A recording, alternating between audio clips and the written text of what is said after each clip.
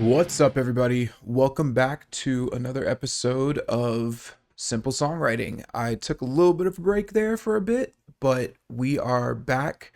We're just going to kind of jump into this one. This is a pretty big song right now, pretty big album. So it's Emergence by the band Sleep Token. That's what we're going to be covering today. Their latest album, Even in Arcadia, just came out about a week ago, I think, as of me recording it. And so it's the number one rock album in the world. It's a very popular album. This song in particular was the first song to register on the UK and US main singles charts. So it's a very big song for them. Their album "Take Me Back to Eden" was very popular a few years ago. I don't quite remember the exact date of that. I don't have it pulled up here. I can figure it out pretty quick though. But yeah, this is a very big song. This one in particular, I think, resonated with a lot of people. So we're going to be talking about it today. Think, you know, the best way for me to go about this right now, yeah, okay, Take Me Back to Eden came out in 2023. So yeah, they had a pretty quick turnaround time between albums. I feel like Take Me Back to Eden was wasn't too long ago. It was like May of 2023. So about 2 years in between albums, but they've gotten a lot more popular. Sleep Token has recently. So before we dig into the song, I wanted to preface this because I'm going to be critical of elements of this song, but I wanted to preface by saying I do think this is an above average song. I think it's definitely way more ambitious and attempts to do more than 90% of rock music out there. So much of it is just generic sludge. And I do think that Sleep Token is putting their best foot forward in terms of trying to do different things and be unique. So I don't I don't want to get into this and everyone just thinks I'm hating just to hate. But I do have legitimate critiques of the song too, but which I'll talk about in a bit. But yeah, the big thing is I do think it's an above average song. I just don't think it's quite as good as everyone makes it out to be, and I actually think it has some pretty significant problems that need to kind of get addressed.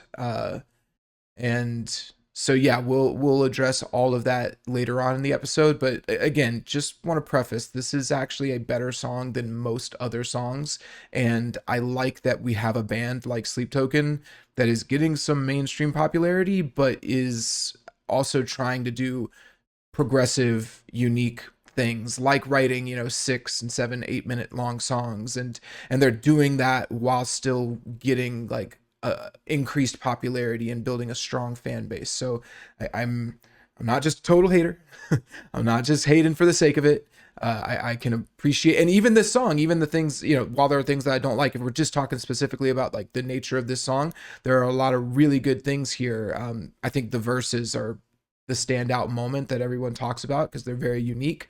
Um, but yeah, there's just a few things that we're gonna have to dive into because I do think people need to reel in their expectations for this band just a tiny bit, because it's just getting to the point of like, oh, people are saying, oh, they're like they're the greatest, and it's like hold on, you know.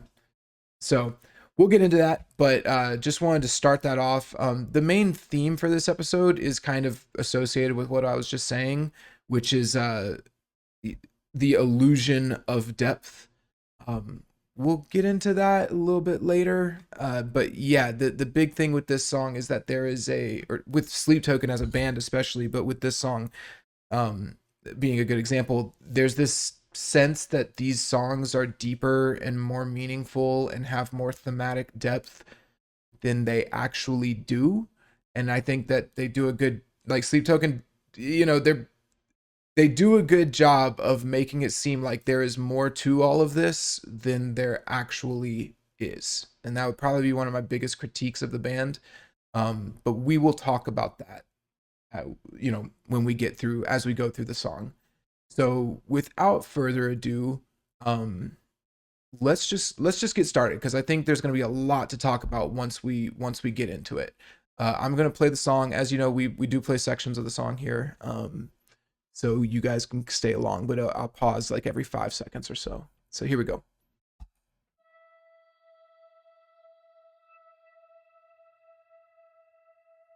Well, you were late in All right, hold on one second. It's a little quiet. I'm going to turn the sound up on my Spotify. We'll try that again. There we go. Well, you were late in verse, living on a promised word. All right, so let's pause there. So already, I think we're off to a pretty good start. You know, this is you know what? Let's talk real quick about this band. Now that I'm thinking about it and I'm starting to talk like getting the gears turning through the episode, we need to maybe give a little bit of background on this band and what their deal is. Like, why are they called Sleep Token? So, for people who don't know, this band is from the UK and they have kind of a lore with the band, so that they're not just like they don't present themselves as a group of guys just playing, rock music together or metal music together. They have this lore where the singer who calls himself Vessel, he uh he was visited in a dream by this kind of fictional godlike entity called Sleep, and every song that he writes is a token of worship to that entity called Sleep. And he is just a vessel for spreading the good word of this entity Sleep, right? uh it's cool. Like, bands with lore like that are always fun. I'm gonna have some critiques of it, but we'll get to that. But yeah, that's the general gist of this band. Is it's almost like a spiritual religious worship. Even if you go to their Instagram, every post is I got this spiritual undertone um to it. It's like moments in time where we worship Sleep or some shit like that, right? So the thing is like there is underlying lore. They wear masks on stage. They use stage names. The main writers of the band are the frontman Vessel and then the drummer, who just goes by two, like the Roman numerals two. And so they're the main composers. Uh, but their songs are these sort of messages to the entity of Sleep. Uh, so with that said, the way that they've presented themselves in past albums and through their music is usually through this mix of like really heavy guitars, like super low, intense, heavy, like almost borderline like doom metal style guitars, but then also these very melodic, piano driven, soft, poetic sequences like this one that we just heard. So with this being the first single from their new album, which is called Even in Arcadia, they it makes sense. It's a good start to this. Like, anyone who's a fan of Sleep Token would hear this and be like, "All right, cool, we're back." Like we're back in it. Let me. Is there anything else I really want to say about this? I think the only other thing I would want to note, actually, I'll talk about that later. Okay, so yeah, we're getting started with some slow piano, somber, poetic lyrics. Let's just get through this section real quick, and then we will talk about the lyrics and everything. Okay, In verse, living on. I'm gonna rewind it just a little bit.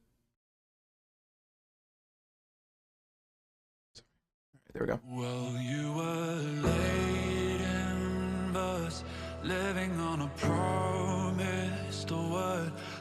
Pause it for a second. Well, you were laid in verse, living on a promised word. So there's that.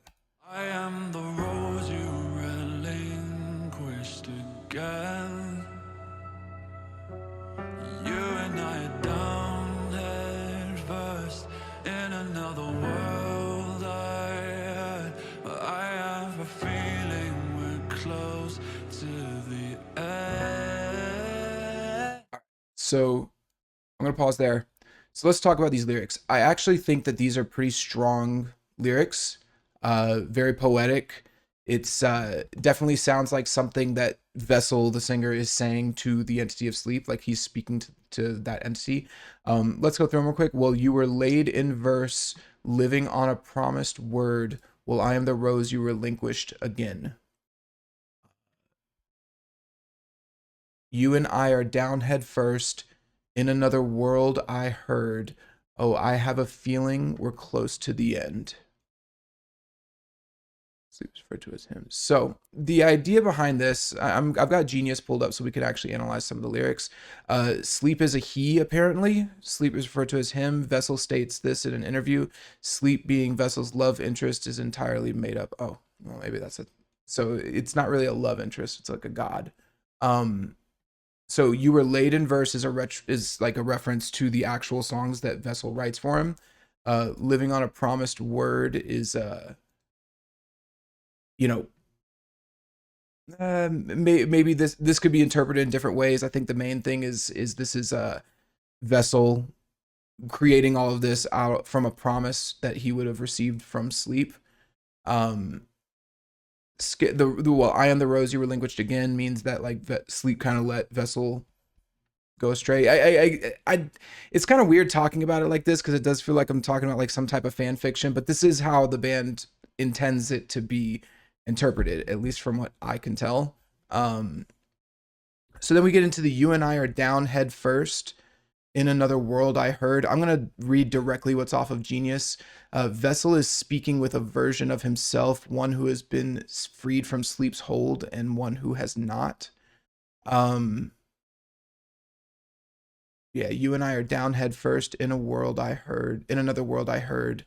Oh, I have a feeling we're close to the end."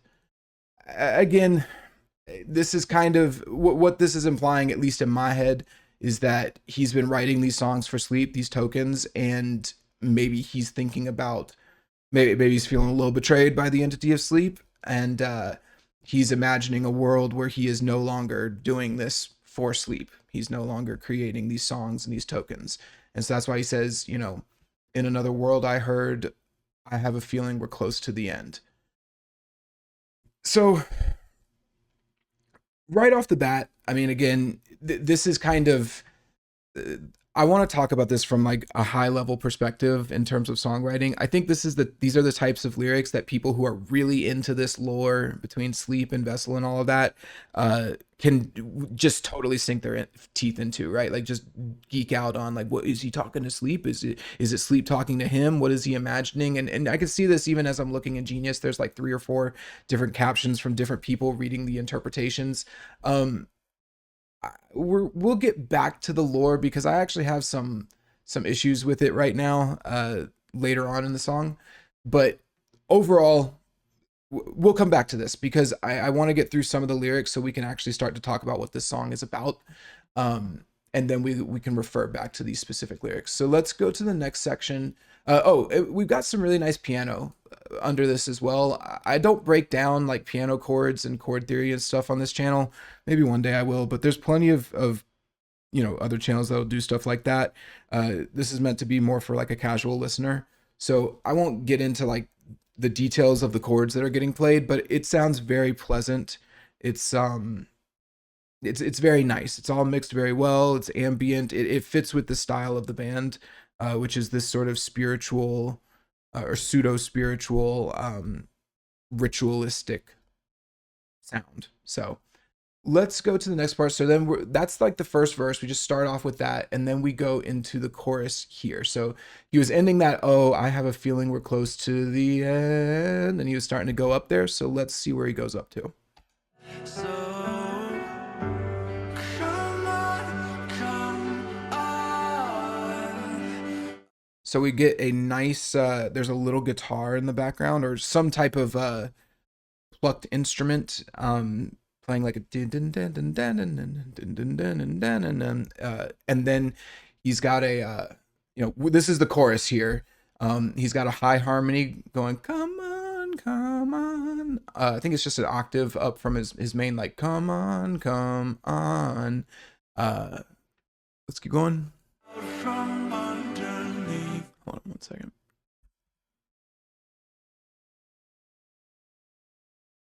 Oh, come on, come on. Out from underneath who you were. So yeah, very nice.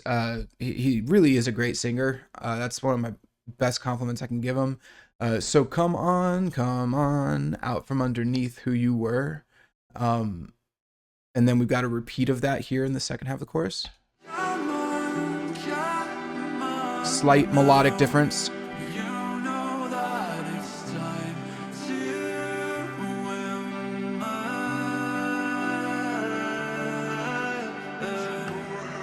Little nice little melodic flair.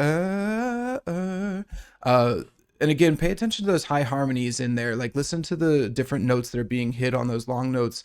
It's really nice. It works extremely well. Very pleasant, kind of calm, but also builds a little bit. Like he's saying, "Come on, come on." Um, so these lyrics are, come on, out from underneath who you were. Come on now. You know that it's time to emerge." So this can be a few things, um, especially when you take it in context with the first verse, right? Where maybe he's feeling a little bit betrayed by the entity of sleep, or he's imagining a world where he is not doing this for sleep. So it's this idea that maybe he's moving on, or he's imagining just moving on. And that's really the name of the song, is Emergence. So it's coming out from who you were. Uh, you know that it's time to emerge, right? So solid stuff. Yeah, it's interesting. I think it, again, it's too early to really tell where this is going to go yet, but right off the bat, it's pretty cool. He's encouraging a change. It's pretty open, but it is very open ended. What are we emerging from? Who are we emerging into? What are we changing? Why do we want to change? These are all questions that can get asked, and those are the types of things where like a listener can interpret it in their own way. You know, maybe they're thinking that lore stuff aside, like a casual person listening to this song might feel inspired to make a change in their life, and this could be something that's there. Um, Including the lore, you know, it could be maybe him no longer wanting to write songs for sleep, or questioning his devotion to it. Uh, we'll see. I think it. But I will say this. Um, I think that, so at the start of the song right now, we're off to a good start, but my immediate questions right now are like, how can I phrase this? We'll come back to it. I don't want to start getting into my criticisms yet, because I don't think we're far enough into it. I think there's a theme being established here that you should change. It's time to emerge from who you were in the past. It's time to move forward. Um, we will come back to it, but let's just hold on to that thought. That's, I believe, the interpretation of this song. So yeah, let's go next. Let's hear what they do next after that chorus. It's time to emerge.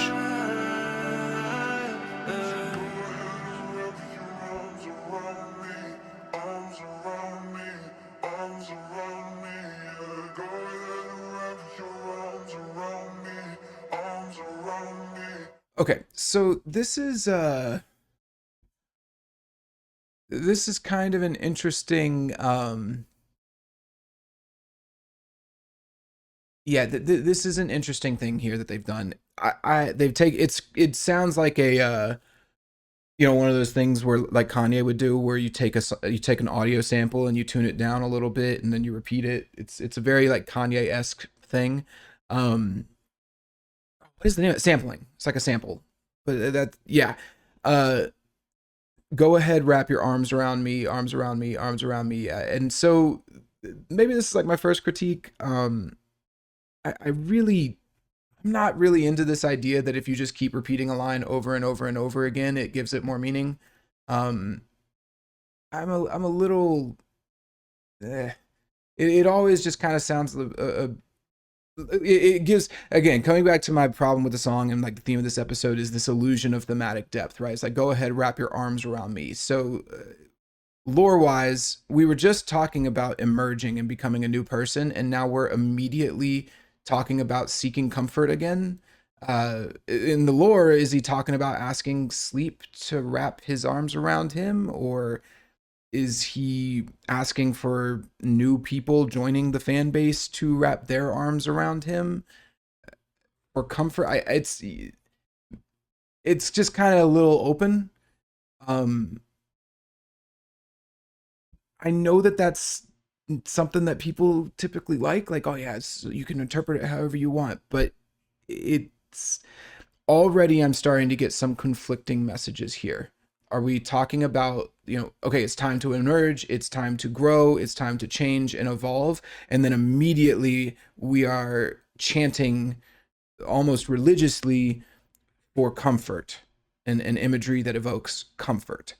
And I'm not really a big fan of this repeat. We're just going to say the same thing, exact thing over and over again, like a religious mantra, as if it's going to give that more meaning. And that is honestly something I had with Sleep Token on Take Me Back to Eden. And like on the first song on this new album, Look to Windward, I think it's called. Something like that, Looking to Windward. Hold on, let me find it. Yeah, Look to Windward. Um, where they repeat, "Will you halt this eclipse in me?" 50 times. Uh, I just, again, this is the type of thing where like we want this line to mean something and we want it to really have more depth, but I just don't really see it here. It's kind of actually conflicting with everything that I was just told in verse one and the chorus. Um, if I look back at the Genius here, the idea, I guess, is that the band is speaking directly to new listeners, welcoming them in with open arms or something. I don't know. I don't really like the idea that we're gonna write these lyrics for meta meanings, but with that said, that is actually something that Sleep Token does a lot, which I will bring up later as well. Um, so already right here, I'm not like a huge fan of this interlude, as you can tell. I think lyrically it's the same line over and over and over again. Thematically it's already kind of conflicting a little bit. Like, is this song meant to be a comfort song, or is it meant to be a song that inspires change? Because those two things are at odds in my opinion. Um and then musically there's not really much happening. It's this kind of sampled line that repeats over and over again. The sample effect, I actually think, is kind of an outdated one, and it's like a modernism. I guess that's a bit of the word I would use, and I'm going to use that word later.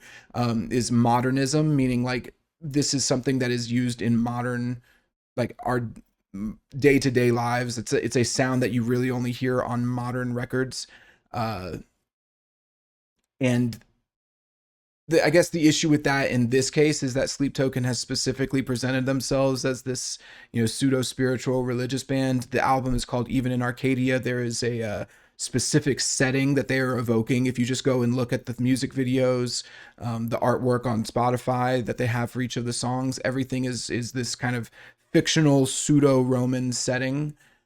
Even the song names are things like Damocles and Gethsemane. Uh, but then they will do things like this, which I believe kind of take me. This isn't so bad. There are some things later in the song that I think are pretty bad, and I will talk about it. But you know, they're creating the setting and they're creating the lore, and they want that to be taken seriously. But then they themselves will take the listener out of that and not take it seriously. And this is a very small example.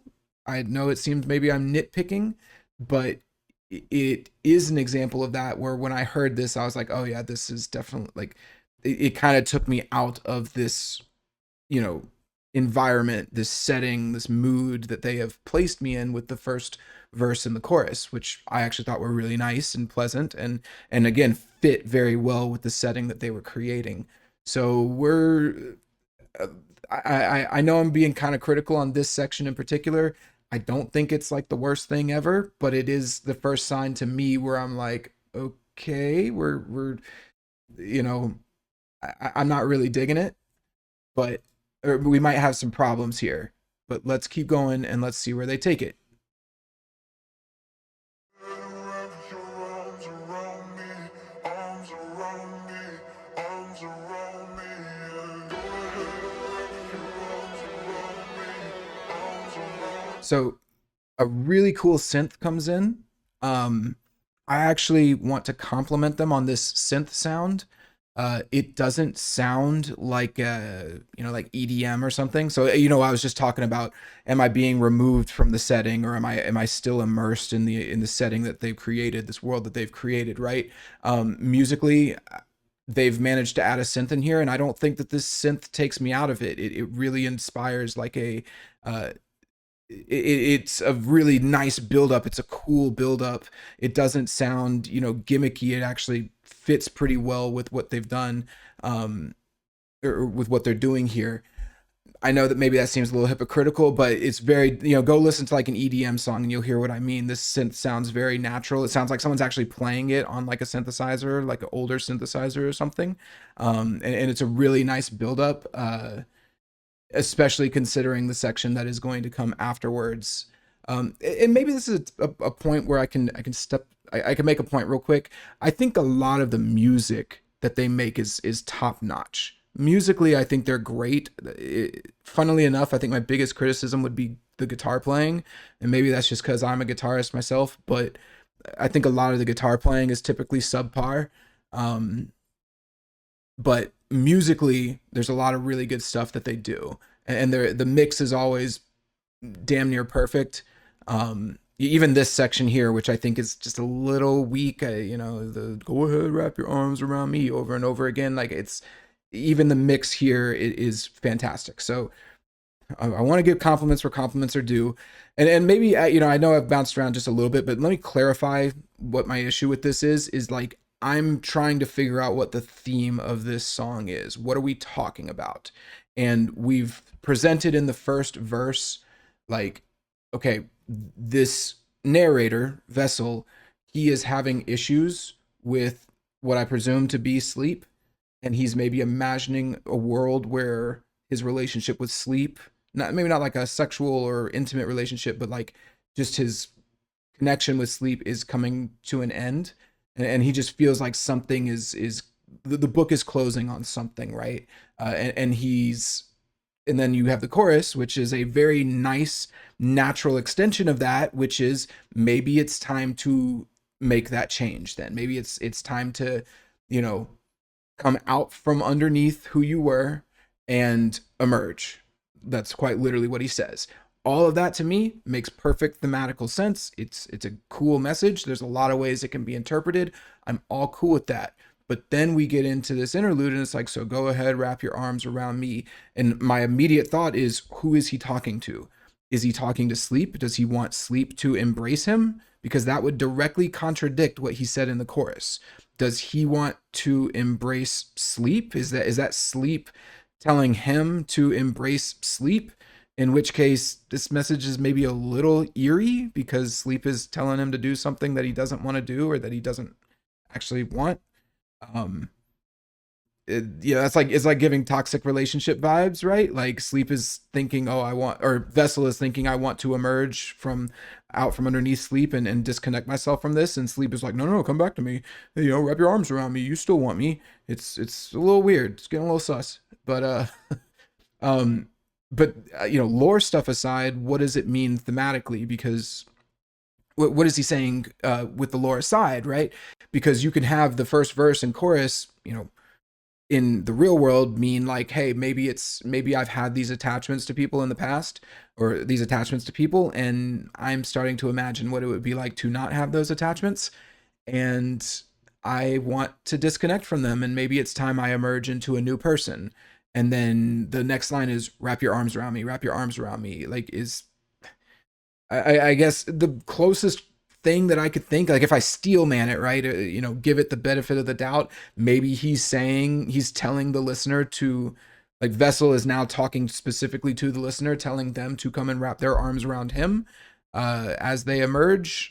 I feel a little weird about that. I think that that's kind of a strange message, like, hey, you who is, trying to emerge into a new person, come to me. Yeah, I've got your back. Like, I don't know. Especially when it's like this spiritual religious chant, it's like preying on the vulnerable, preying on the weak, or the ones who are actually trying to grow, right? Like it feels a little strange to me. That's just my perception. I'm sure sleep tokens will hate it, but I just think we're already getting into conflicting territory. To be clear on what I just meant, he's telling the listener to emerge and then and grow, and then immediately telling the listener to come and find comfort in him. Like, wrap your arms around me, I can provide you with the comfort. When and that again, I don't think that you can have those two things. Maybe people will disagree, but I think telling someone to emerge from your comfort, you know, and grow into a new person, and then telling them, uh oh, but come seek comfort in me, it's conflicting. It's a strange, those two things don't work together, right? So thematic, my issue at this point is almost 100% thematically. Musically, everything is really cool. The sampled vocals are kind of meh, but I can get past it. It's not a big deal. um yeah, so my issue at this point in the song is just with the theme, and that's really my big issue. We're gonna get more into it, but yeah. So let's keep going because we're about to get into the good shit, honestly.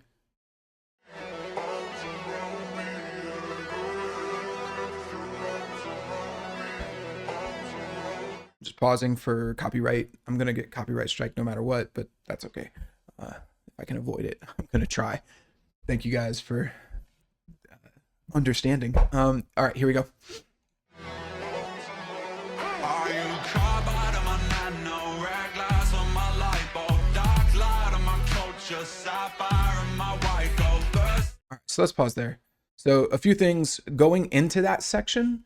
There is actually a drop in the background ambient music, so that the only thing is his vocals and the synth playing. So that's why that they cut out the ambient noise in the background and the like reverberating sounds in order to make the impact of the drums and everything else coming in a little more powerful. Let's listen to that again. Ambient noise. Now it's all gone. You hear that, how it's all gone? Then they get what I presume to be like another type of sample, with which is just that whoop, hey whoop, uh, which is fine. It's cool. But yeah, I think it's kind of negligible. Um, but let's talk about this verse here. So let's do the music first because that's definitely like the highlight. I'm gonna play it again just so you can hear it. Here we go. Are you caught by my nano red glass on my light bulb, dark light on my culture, sapphire and my white gold burst? Really cool. So I wanted to say this earlier when I was talking about music, but we hadn't really heard the drums yet. But now I'm gonna say it. I think the drummer is the best part of this band by far. The drummer is extremely talented. He knows exactly what to play at the right moments. He is very good at, you know, simplifying things in a way that is easily digestible, but then also knowing when to really go above and beyond on his playing, and show off a little bit, or emphasize the intensity of a section that is happening. Uh, he's very creative with his drum beats. He's very interesting. If you listen to the album, which I do think you should go listen to, even in Arcadia, but ignore the guitars. The guitars are pointless. They're pretty mediocre, but pay attention to the drums. He is almost always on point on all of these songs. This part in particular, this is a very interesting rhythmic section. The tricky thing, so this is, just to clarify, this isn't a strange time signature or anything. This is all in regular 4/4. You can count it. 1 2 3 4 2 2 3 4. Right? It's all that's all fine. But what they do is they put a downbeat, like a heavy downbeat, on like the fourth, on the 4, which gives it like this off feeling. I actually, maybe here's a better way to explain it. The kick, the hi-hat, the synth, the vocals, everything are all on completely different rhythms. So we have this crazy polyrhythmic thing going on where everyone's kind of doing their own thing. And then on top of that, you have the drum putting the kick on these really strange notes that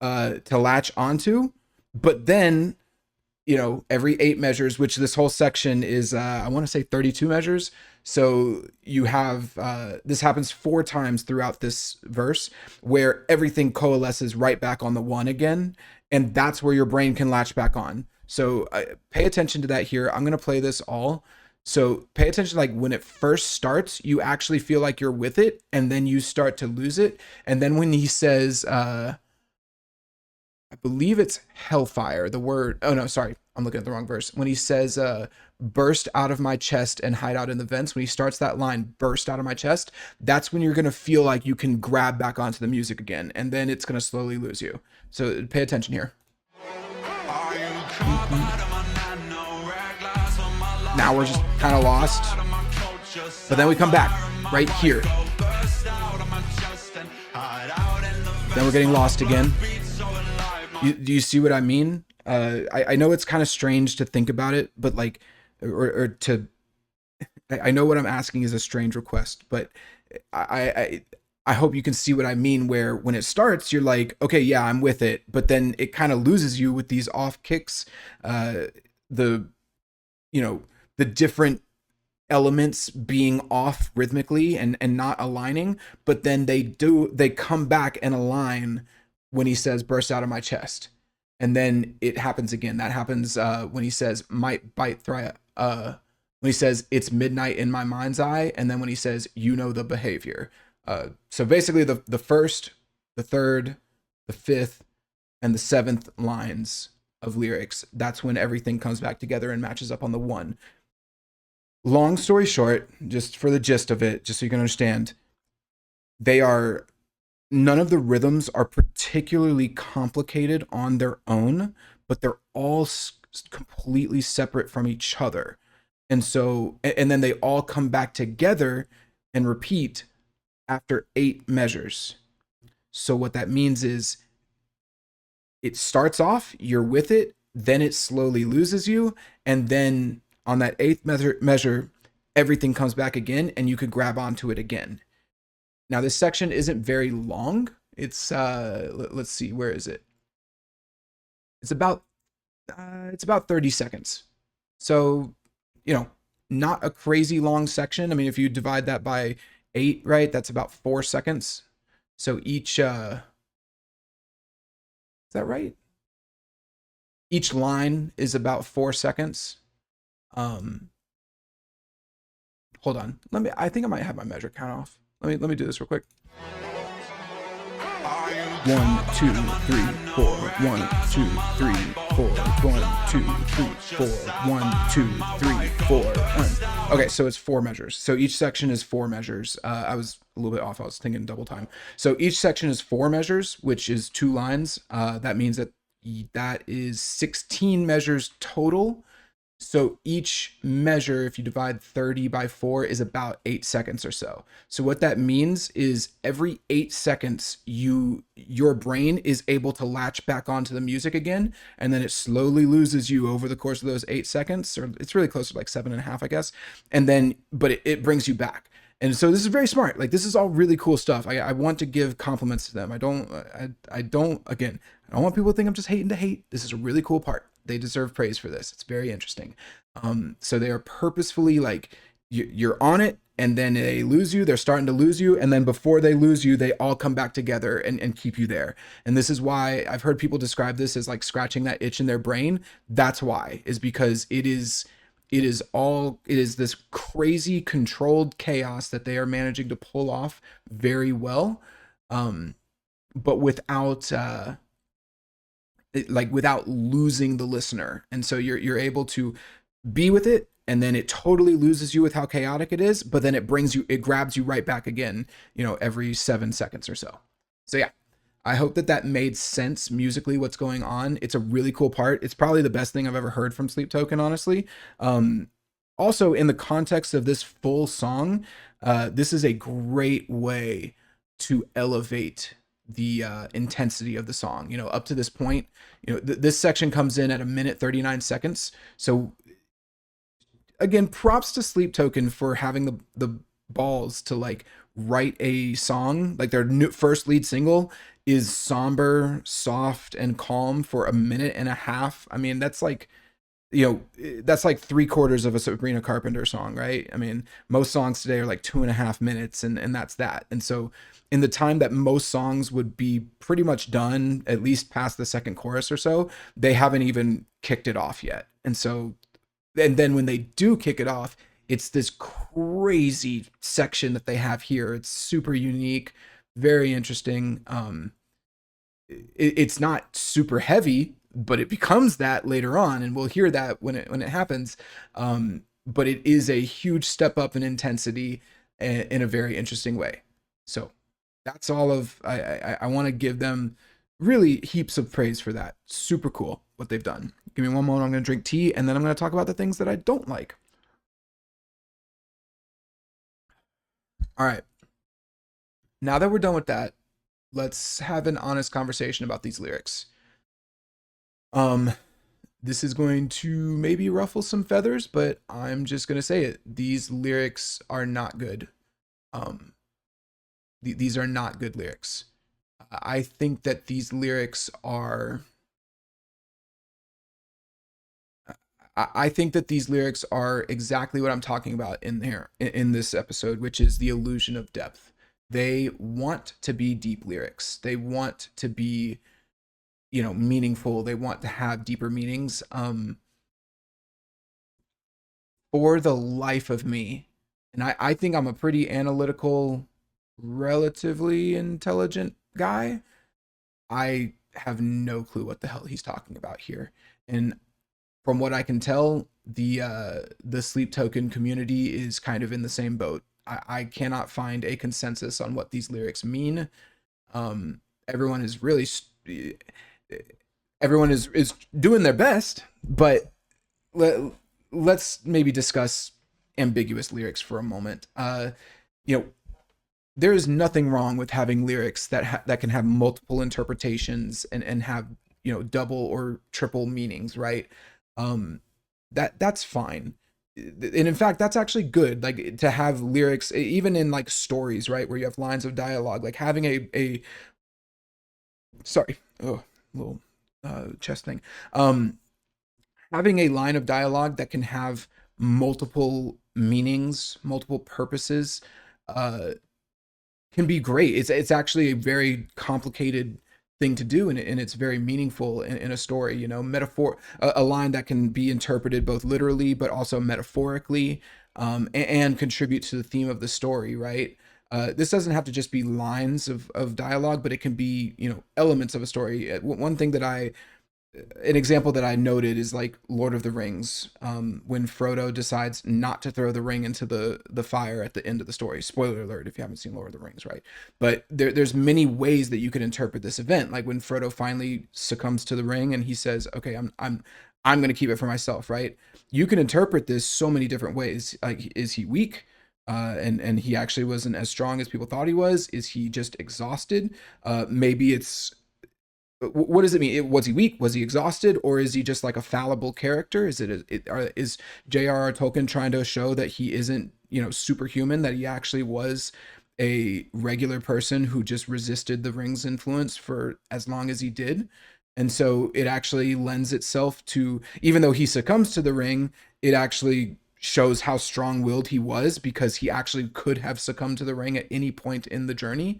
Um, you know, in that case, maybe this scene shows how strong he was, but other people could interpret it as, oh, he was actually not as strong as he should have been because he gave in. And if Gollum hadn't jumped on him and all that happened, then the ring wouldn't have gotten destroyed, right? So you can interpret this however you want. There are plenty of people who would say, yeah, Frodo actually was weak willed towards the end there. And, you know, they could present an argument for that, at least. Um, the problem I have now the issue is when you create something that is so ambiguous and convoluted that you can't even it can't even really be interpreted.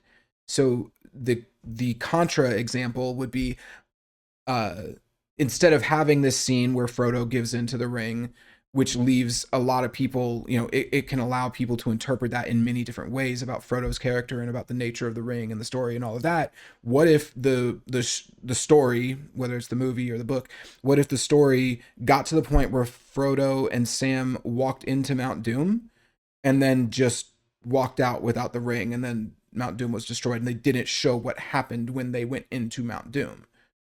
Uh, what would that say?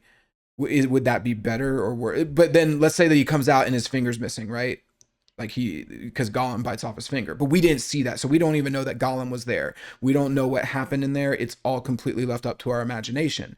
Now there are plenty of stories and books that do things like this, where a scene is just completely omitted and we see the consequence or the aftermath of the scene, and we have to let our imaginations take the place of it. But thematically, would excluding that scene have benefited Lord of the Rings? Would it have benefited the characterizations of Frodo or Sam or the story as a whole, which is really a metaphor about resisting the pull of evil and fighting evil?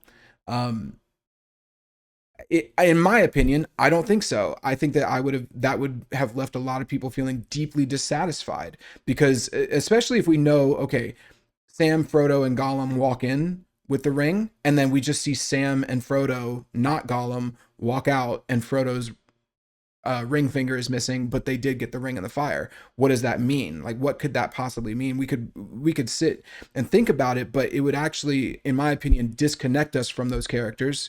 We've been with them the entire journey, and then at the climax, we are just left questioning what even happened. Um, I know this is a kind of a random example, but that I'm bringing up, but I'm trying to portray that sometimes ambiguity is not good. Sometimes you need to actually provide some definitional things. Like you need there needs to be something. You sometimes you need to provide something in order to cement the theme or to get your point across. You can't just leave it completely open to interpretation, or else you risk the theme actually getting lost. Um, so I think that that's kind of what happened here, right? And now when I talk about like having something there versus ambiguity and like interpreting things, maybe I'll give another. Sorry, I have two examples written down in my notes. The second example I have is actually from a song, and it's a "Stand" by Eminem. So I don't think that the themes in Eminem in Stan are necessarily ambiguous. The song is very clear, very direct about a lot of elements. The relationship between a fan and celebrities, relationships in general with your partner, romantic partner, obsession and addiction, mental health, loneliness, isolation, abuse, regret, and anger. All of these things are very clearly addressed in the song. There's no ambiguity about it.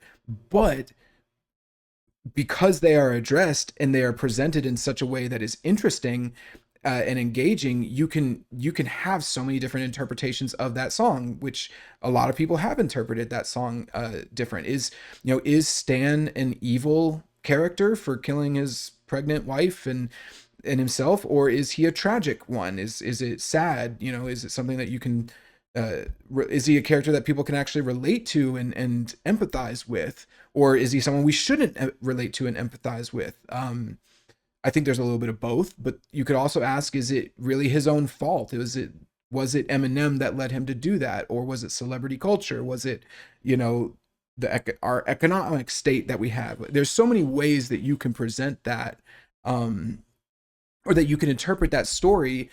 But I would say that there's almost no ambiguity in terms of what, how Stan is feeling, what he does, which is he clearly drives off the cliff with his wife in the car, and what Eminem's take on it is. I mean, I don't think that Eminem is condoning any of that, and if anything, he's shining a light on it. But what specifically he's shining a light on and what it means and how people perceive that is something that absolutely can be interpreted differently. And that's kind of the beauty of the song, right? There's so much there, but he's not using, hidden secret metaphors or anything. It's a story, and it's a really great story, tragic story, but it's a great story nonetheless, and it resonates with a lot of people for a lot of different reasons. So with all of that said, let's come over to these verse 2 lyrics. And if you've stuck around through that whole rant and you're a Sleep Token fan who has been waiting for me to get to this so you can tell me how I'm wrong, I want you to take a moment and I want you to explain to yourself, what does this line mean? Are you carbide on my nano? I want you to explain what that line means. Are you carbide on my nano? Because that is the first line of this verse. I'm going to give you 10 seconds while I drink some more tea.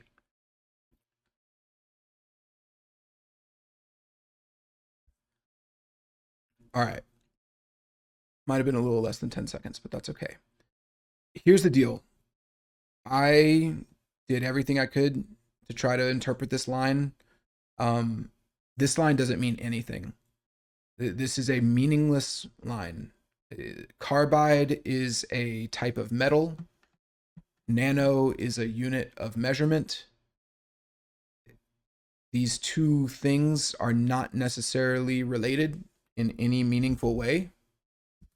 Uh, this line here, I'll give you the exact definitions. A carbide is a compound formed by carbon with a less electronegative element, often a metal. So it is a compound metal composed of, or it's a compound that is composed of some type of carbon and metal, right? So it's a type of substance.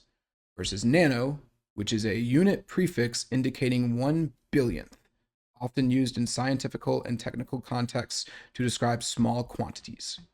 So this is essentially saying, are you charcoal to my meter? Or are you a meteor to my mile? It doesn't make sense. And when I even go on Genius, because I was trying to figure it out, I was like, please explain this to me. I don't get it. It does not mean anything. Um, yeah, and even if I don't know, this is the type of line that I have a lot of problems with this line. I'm gonna harp on it for a moment. This line, first off, the words, the language that he's using immediately takes me out of the pseudo-Roman setting of Arcadia.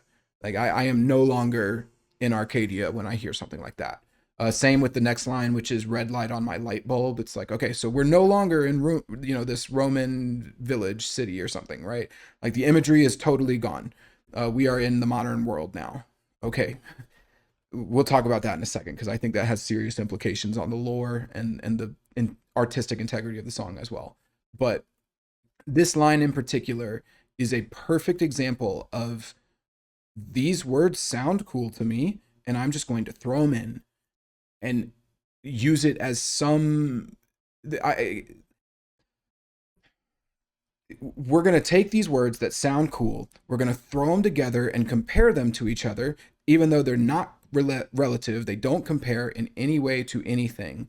And then we're going to leave it up to the listener to struggle to find meaning in these words. And then finally, what most people I think will do, especially people who are going to defend Sleep Token, they're going to say, well, you just don't get it, or it means something deeper and we just have to figure it out, or maybe it's about how they don't relate to each other, in which case, why do all of the other following lines then mean something and relate to each other? So for example, red glass on my light bulb, it's very clear. You put red glass on a light bulb, it turns into a red light.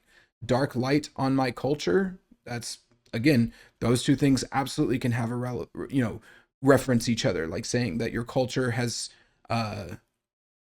you're exposing something about the culture that is wicked or something. I'm thinking like a dark light in a hotel bedroom type of thing. Sapphire on my white gold, so you are this little bit of blue on my perfect white gold jewelry, right? So there's the other lines can have meanings, but then you have this one and it doesn't mean anything. um so yeah, when we're talking about the illusion of depth, uh how can I explain this? This is kind of what I mean, right? When I was talking about ambiguity earlier, where you can say things, you can use whatever words you want in the song, and you can dress it up And or as is the case with the part before this, you can repeat it over and over again. You can have your line, you can say it over and over and over again, and try to assign that line or those lyrics more meaning than they actually have. And there will be people who think, oh yeah, totally, that has a lot of meaning. But at the end of the day, this doesn't actually mean anything. And I can't even imagine what this means like outside of a lore, like a lore interpretation. I mean, you could say, oh, it means that he doesn't relate to sleep anymore or something like that. But then okay, that's fine. But then outside of the lore, in your real life, in your day-to-day life, what does this line mean? What do you take away from it thematically? How is this helping you grow? Uh, what does it do for you? It doesn't mean anything.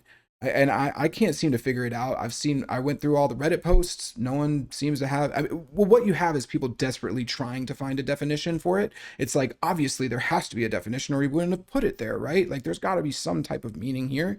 And I think that that's my issue with the song at this point. And it's going to be my issue as we continue to go through the song, which is that people like Sleep Token. Sleep Token is a cool band, definitely like an above average band that is getting mainstream popularity. They care about their image, they care about their sound, they care about their songs because they do actually have very interesting song structures and cool compositions. And then you have a musical section like this where everything has been meticulously planned out for this controlled chaos. It's all really cool. So clearly, this line must have meaning, right? And that's where I have to call it out. It doesn't. It doesn't mean anything. It's nonsense. It sounds cool, but it's word salad. Like not only does it take not only is it does it mean nothing, but it actually takes me out of the setting of the song. I am no longer feeling like I am in Arcadia. I don't understand what it means lore wise or not lore wise. And so yeah, I think that this line on its own does a lot of damage to the artistic integrity of the song. And I know maybe people think that I'm nitpicking, but I think this whole section is going to have a similar there's going to be a similar motif with the lyrics in all these sections, and we're going to go through them real quick. But like, this is where the song starts to fall apart when it actually starts to name these things, and yeah. So that line in particular, terrible line, but maybe it's just a one-off, right? Like we can excuse a few lines that don't make sense if it's still better. But then we get red glass on my light bulb, which again, a light bulb is a modern thing. It is a modernism. That is a modern invention. It does not fit with the setting. Um, red glass on my light bulb, does that mean that he is shining like a light? And this, maybe he's talking to sleep. He's saying that sleep is actually darkening him. But then the next line, dark light on my culture, means that sleep is actually exposing him. So what is it? Is he the pure light and sleep is the red that is, overshadowing him or turning him evil? Or is sleep exposing him? Maybe it's both. Sapphire on my white gold. You're a little tinge of blue on my perfect white. Maybe that's what it is. Again, I guess you could say that. But then we have. So here's the thing. Like, okay, maybe we can struggle to find we can find some meaning there if I'm steel manning it, or like some slight meaning, like sleep is not great for him or toxic or something. But then we have like burst out of my chest and hide out in the vents.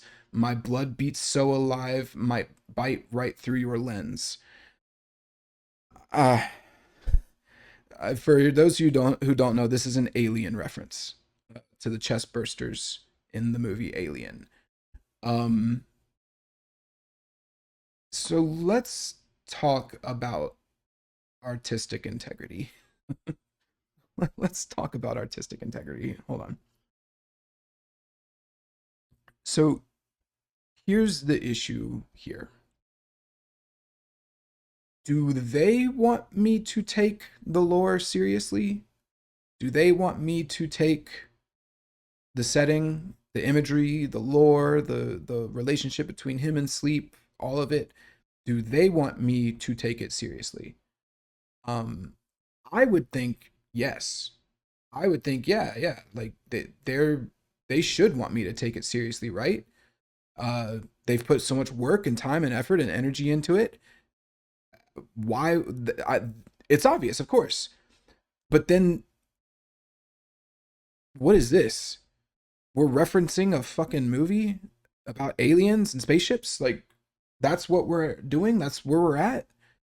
And this is where, like, again, oh, I feel like the response from me, oh, you're taking it too you're reading too much into it. It's just a cool reference. Like, I'm sorry. So the issue is that I'm taking it too seriously. I don't understand what I'm supposed to get from this. It completely removes me from the setting. Not even just because he's talking about like vents and the alien, but like he's referencing a human movie from the 70s, a sci-fi film in our time. I just don't understand how they think I'm supposed to perceive this. I'm now completely removed. I don't understand what I'm supposed to take. Again, this is the type of thing that baffles me because do you care? Do they actually care? I would say like sure, but they don't really. And then it's like I'm taking the lore very seriously. This is a ritualistic song that he is making for his entity of sleep, right? So then why is it that so I'm invested. I want to hear what he's got to say to sleep, and then he's referencing like Alien, which I love Alien. It's a great movie, but it just doesn't fit. It doesn't fit, and they could have put anything here. I would say, even something like Sapphire on My White Gold that fits. That's jewelry, colors, jewels, colors. It fits with the romantic vibes. Ancient Emperor, which is what he's kind of presented himself as in the promo shots. Vessel, I'm talking about Vessel, but this just takes me out of the song completely. And I think this type of thing where again people will try to say, well, just don't take it too seriously, but also it's way deeper than you could ever understand. And Carbide on My Nano actually has tons of meaning, and there's all these secret meanings to it that are very serious, and you just don't get it. But also, like, it's not that big of a deal, dude. It's just an alien reference, and it's like I please explain to me why some ritual, some spiritual leader, ritualistic guy writing a song in a pseudo Roman setting for a fictional god entity called Sleep would reference Alien in that ritual. It's silly. And like that's what it comes down to. It's just silly. And I'll come back to that because ultimately I think that these verses are just silly in the context of the theme of the whole song. But even on like an individual line basis, they're silly and kind of immature. And this is somebody who doesn't like these lyrics were written by someone who isn't actually taking the artistic integrity of the song seriously because nobody who really cares about the timelessness and this the environment and what they want to say thematically in their lyrics in the context of this album and what they've done and what they decided to create in terms of their setting, they wouldn't choose this. They wouldn't reference a sci-fi movie. It it doesn't make sense. And so that's my spiel on that specifically, but it kind of continues, right? You know, my blood beats so alive might bite right through your lens. It's like is he talking about a camera lens? Again, we're modernisms. Who cares about the setting, right? Let's just get through the rest of these lyrics because I do want to get to the next section. It's midnight in my mind's eye, drowning out the daylight. Again, that's fine. Like there's a darkness overcoming him. Godspeed to my enemies who have been asking for that call sign.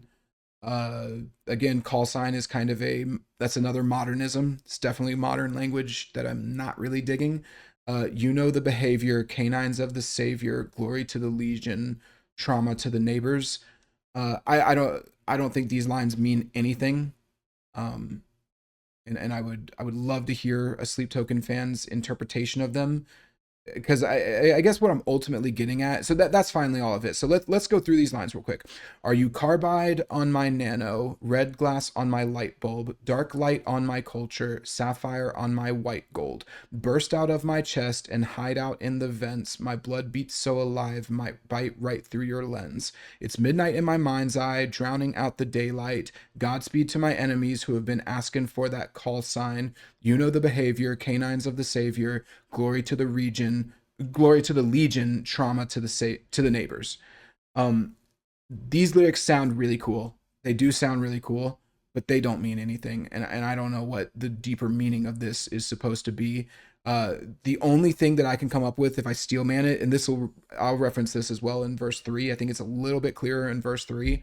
Um, I think that these are supposed to be kind of generic lyrics about like power, gaining power. Um, maybe, well, verse 3 is definitely about power, but I think that maybe this has to do with somebody else presenting a darkness on you or a darkness coming over you.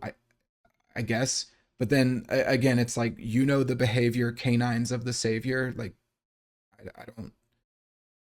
Is he referencing Cerberus, Hades' dog? Like I is his god, his savior Hades, god of hell? I don't know. Glory to the Legion, trauma for the neighbors. Is he? Because to me that sounds like a war. Is he starting a war? What is it? Again, I don't know what this is about. There's on an individual like level. Maybe I'm stupid, but I don't think I am. I think that these are the types of lyrics that are made for people to find meaning in on their own. But if you actually try to come up with a definitive meaning, or even like a specific, like any sort of specific meaning, you're not going to be able to find it because they're way too ambiguous. And I don't think that that's a good thing. You could give these lyrics to 100 different people, you'll probably get about 100 different interpretations. And I don't think that that does favors for the theme of the song. I actually think it hurts it. Because now this song, like, if you're everything to everyone, then you actually end up being nothing, right? Like, you need to have specificity in your songs in order to know what we're talking about and what we're supposed to take away from it. And when I say specificity, that doesn't mean that you have to perfectly explain everything and down to the last detail, or that there can't be multiple meanings. But it means that if you have complete ambiguity and it's just a bunch of word salad nonsense that anyone can interpret to mean anything, you're gonna have it's going to be very tough to have thematic continuity, and it actually makes the work feel shallow. um Even when I'm sitting here trying to steel man it and trying to find a deeper meaning here, I I, I'm not really. I can't. Like, okay, so he's talking like lore wise, is he talking to sleep and talking how sleep shuts him down and now he's feeling really empowered, but there's a darkness coming over him as well. Does he like the power? Maybe that's what it is. Um, but that's me taking like a 30,000 foot view on these lyrics. I don't know. Let's move on. We'll get to the third verse and maybe we can talk about it a little bit more there, because there's more stuff like this. But I think that you got to be real careful when writing lyrics like this, that you don't actually separate people out of the song. And I know there's a lot of people who would say that I'm crazy and just love it and it's great, but this doesn't do anything for me. I'm not really sure what to pull from it, and I don't think that it lends itself. Well, actually, I don't even think that it lends itself to the theme, but we'll talk about that in a bit. Okay, so coming out of that section, My bite right through your lenses. Midnight in my mind's eye, drowning out the daylight. Godspeed to my enemies, will be asking for that closer. And you know the behavior, canines of the savior. Glory to the legion, trauma for the neighbor. so yeah, there's the full section. I mean, again, everything sounds cool. The lyrics sound cool, and I'm sure everyone wants to hear it and be like, yeah, it means this. And but I just have to disagree. I don't think that any of this really means much at all, and or at the very least, the meanings are very shallow. Uh, it's a word salad that, honestly, when you actually pay attention to the lyrics, it kind of takes you out of it. um Whatever, maybe I'm drinking the haterade. I don't think I am. I don't hate indiscriminately. I've complimented many things on this song already, but I think that the lyrics here are extremely overrated, and it's an example of somebody who doesn't know how to refine their theme, refine their meaning down to something that can actually be interpreted properly, and instead just wants to create this word salad and create, again, the illusion of depth and meaning. And because of the nature of this band and the way that they are, there are millions of people who are more than happy to do that, more than happy to act like they understand what carbide on my nano means, when in reality it doesn't mean anything. So let's keep going.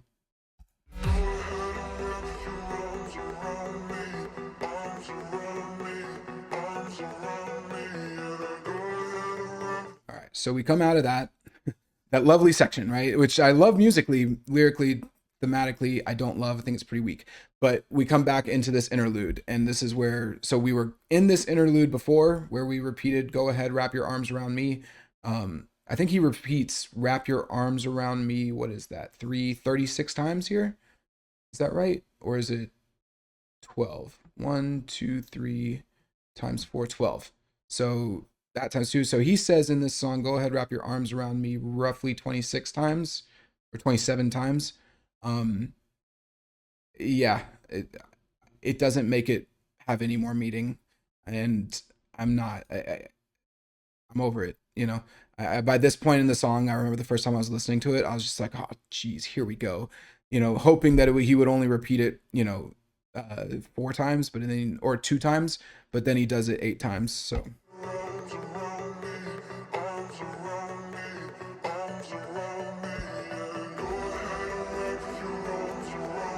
and then we add the harmony because that, of course, makes it have more meaning, right? It's like, no, it doesn't. It sounds nice. This is actually a problem I have on guitars as well, uh, where like you'll have a guitar riff or you'll have a guitar part playing, and maybe it plays just a little longer than it should, or like a normal amount, but then they repeat it and just add a harmony onto it.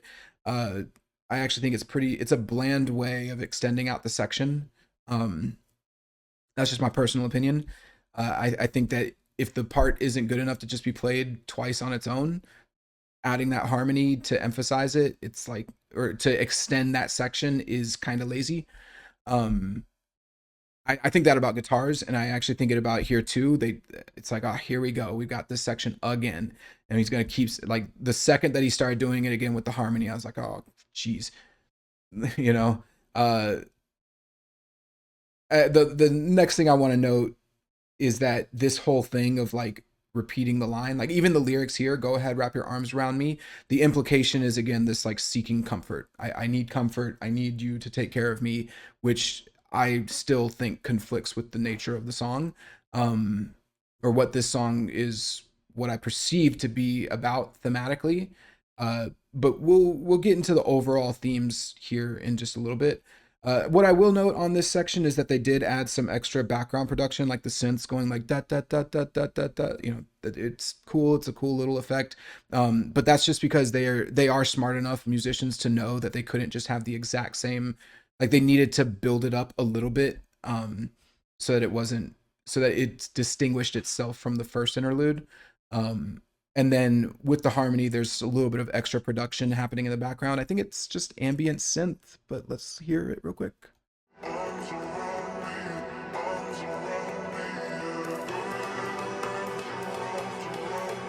Yeah, so then we get the drums come back in, and again, best part of this band, the drum part here is super cool. It's a really nice way to build the tension a little bit, because obviously this interlude is a build up interlude. It's meant to kind of be in between these high intensity sections, or to build into a high intensity section. And so yeah, the drummer coming back in with that is really awesome. Uh, but yeah, I think that this is a pretty, so here's the thing, drummer's great, but I think that this section overall is just kind of boring. I don't really like it. I don't like when you just keep saying the same thing over again, and that there's not really it seems to conflict thematically. Um and it's just kind of boring. It's, you've heard it once, you've heard it 3 or 4 times, it's like, all right, cool, I get it. Wrap your arms around me. But then he does it, 23 more times, and it's like, okay, whatever. So that's about it. So let's get into this verse 3, uh, which has some pretty cool stuff. I've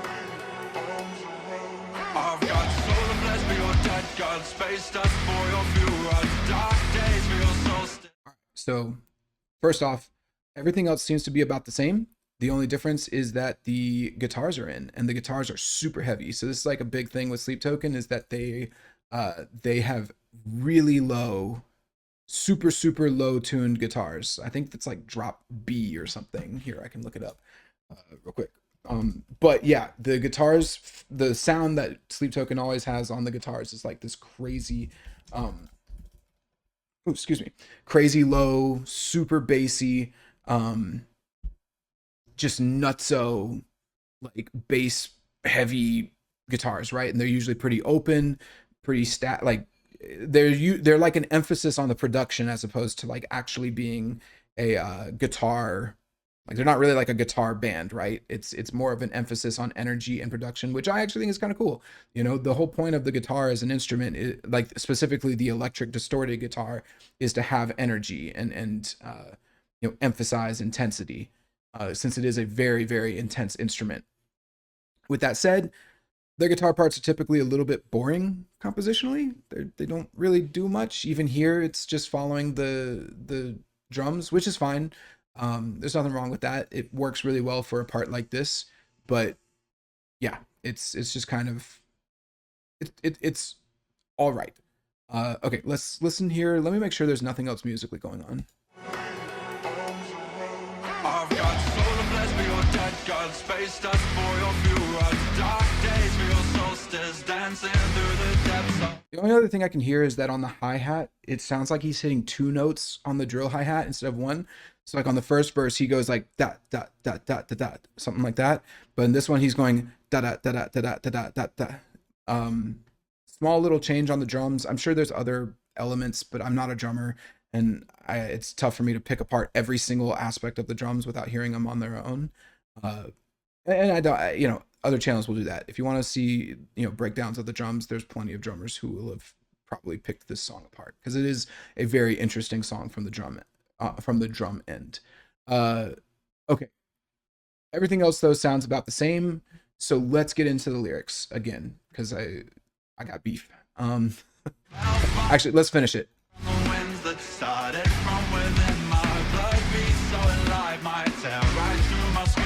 So tell me what you meant by living past. So we got a real quick last musical thing, and I think I missed this on the first verse, but there is some bells that come in, like extra bells or percussion that come in on the second half of this verse. Uh, Nothing crazy. I think they're just 16th notes, like da da da da da da da. But they do emphasize the intensity just a little bit more and add some like rhythmic flavor to it. Um, okay, let's talk about these lyrics. I've got solar flares for your dead gods, space dust for your fuel rods, dark days for your solstice, dancing through the depths of hellfire on the winds that started from within. My blood beats so alive, might tear right through my skin. So tell me what you meant by living past your half life in lockstep with the universe, and you're well versed in the afterlife. You know I'm sanctified by what's below, no matter what you do, no matter where you go. All right.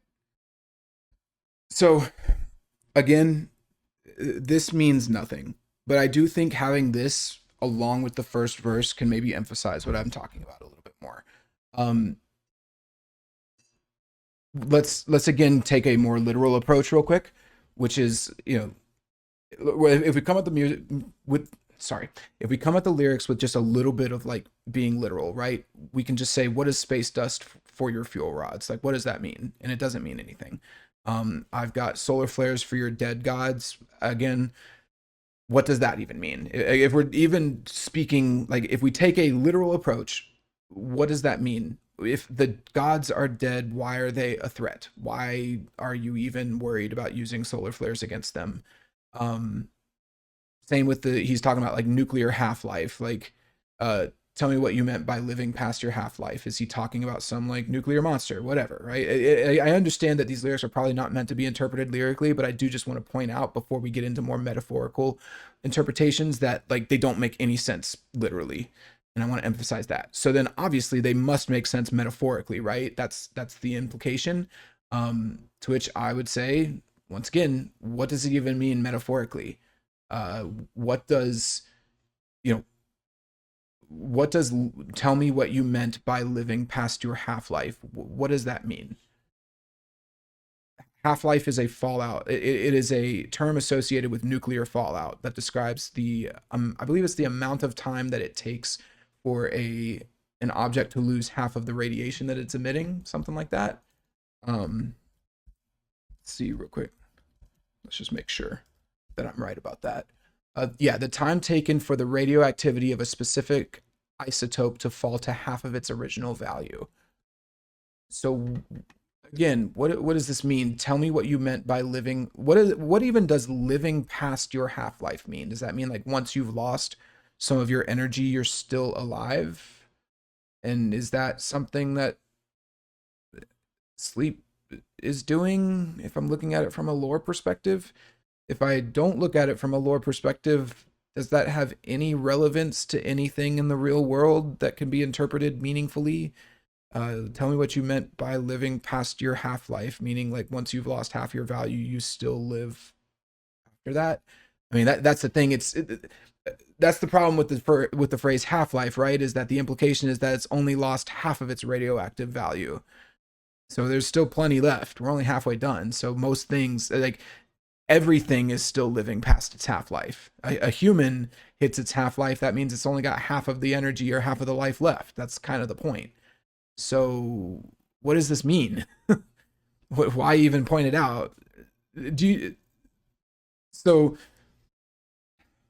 I know that I'm. It sounds like I'm just hating, but like this is kind of what I mean. This is something that frustrates me a little bit about a lot of songs and music and today is that we think, oh, just because it's cool and it sounds nice and it's presented in a really, it's like it's presented in a way that I like, suddenly there's got to be this deeper meaning there, and it's just not. And I think that a big part of my channel is learning to look past some of the like the superficial elements of a song that might make you think, oh yeah, this is great, and to actually understand whether or not something has intrinsic artistic merit or if it's actually shallow and maybe not worth uh your investment of time and energy. These are the types of lyrics that reek of like potential meaning, but when you start to break them down, they don't have any meaning. um I'm harping on this living past your half life because it's a good example. Like, tell me what you meant by living past your half life. It's pointless. Everything lives past its half life, and why would somebody even say that they live past their half life unless they're, you know, what does that mean metaphorically? Obviously, literally, we can say, "Oh, are you like a ghoul from Fallout who has radiation coming from you or something?" It's like, all right, whatever. But then, like, what if you're not? What if it's a purely metaphorical? What does that mean metaphorically? It doesn't make sense. And then, but let's come back to the first lines. Like, I've got solar flares for your dead gods, space dust for your fuel rods. Again, what does space dust have to do with a fuel rod? I can't tell you. Um, so rather than me just like knocking on it, maybe let me distill my point down as closely as I can. He is flying Vessel, the songwriter, the lyric writer. He is flying between sci-fi, religion, emotional language, conversational dialogue. Like, who are you? You tell me what you meant by living. Like, that's a question to someone. Uh, Similar to the music, there's nothing to grasp here. Are we talking literally? Are we talking metaphorically? Is this a conversation? Is it an assertion of power? Is it, you know, even with you, if you just take everything here as like a metaphorical sense, what does solar flares for your dead gods mean metaphorically? I have all this, the close, maybe if I steel man it, like, I have all of this power to use against you, but you're dead anyway, or the thing that you believe in is dead. Like, if you're saying like I have this power and you're aiming it towards an enemy combatant, right, who has, in this case, dead gods. Like, I have this elemental thing against your dead gods. I could understand it if maybe the dead gods had like a philosophy that was still being carried out by their followers long after they're dead, and so then you have some perceived logic or rational argument that could fight them. Like, imagine saying like an atheist saying, "I have logic for your dead god," right? Like, an atheist talk about stuff like that all the time. My rationality destroys your dead god.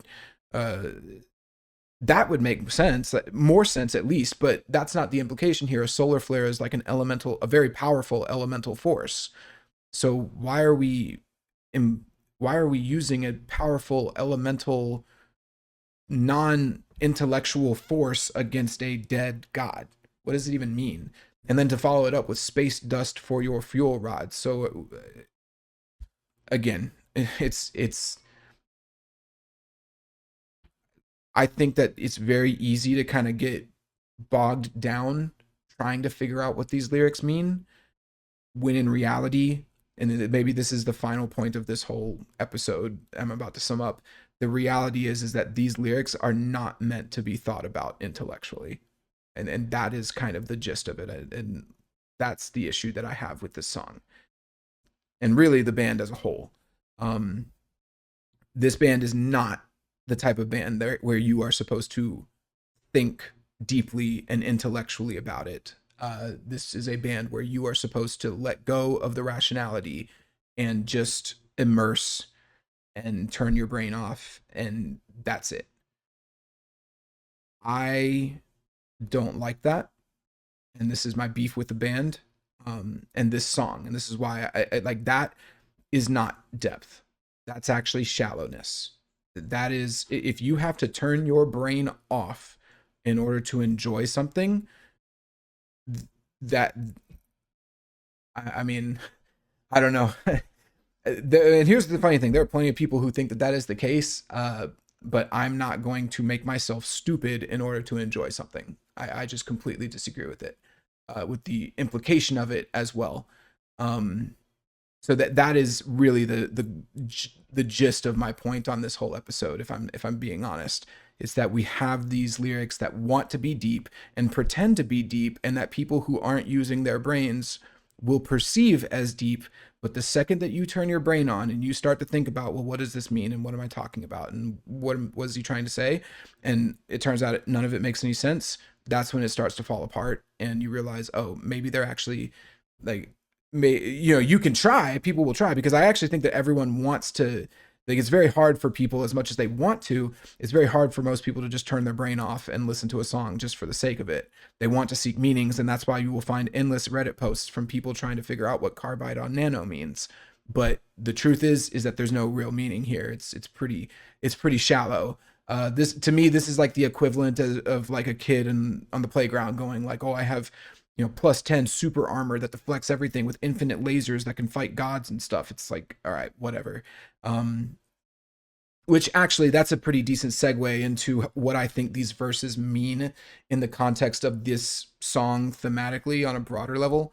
I think that this song, with it being about emerging, um, this is the emergence, right? This is like you emerge, and now you have this newfound power and energy that you can use against people, or after emerging, right? And these lyrics, I think, are supposed to emphasize that new power and what you get from emerging, uh, which I think is actually pretty cool. It's a cool thing in concept, especially using the music to emphasize the theme is nice. Um, the problem is as we're going to find out in the later sections, is that maybe that's not what the song is about, and we'll get to that. But in terms of like following the theme that was set from the first verse and chorus, which is about like maybe the past that I've been clinging on to isn't doing it for me anymore, and it's time to emerge from who I was and be something new. And in doing so, you can find this newfound power. That is cool. And this, if I really steel man these verse lyrics as strong as possible, and the broader like overall context of the song, that could be what it is, and I think that works well enough for me. Um, but then even that is going to be undone when we get into these next few sections. So hold on, I'm going to drink some tea real quick. Okay, so I hope that that makes sense. Again, I don't want to like I don't want to attempt to break all of these lyrics down like in lockstep with the universe, and you're well versed in the afterlife. Like I don't I don't even know what that means. You're well versed in the afterlife. Does that mean that his opponent kills people and knows about that, or has his opponent been to the afterlife? I don't. Who's he talking to? Is he talking to the listener? Is it sleep talking to him? Is it him talking to sleep? Is it, what is it? Is it supposed to be the listener embracing power against their opposition? If we take the lore and put it aside, I don't know. And then the final line of verse 3, the final lines are, you know that I'm sanctified by what's below, no matter what you do, no matter where you go. Again, does this mean what is below? Sanctified by what's below? I mean, is it the devil? Is he a Satanist? Is it sleep? I thought the whole thing was that he was rejecting sleep and emerging out from like away from sleep.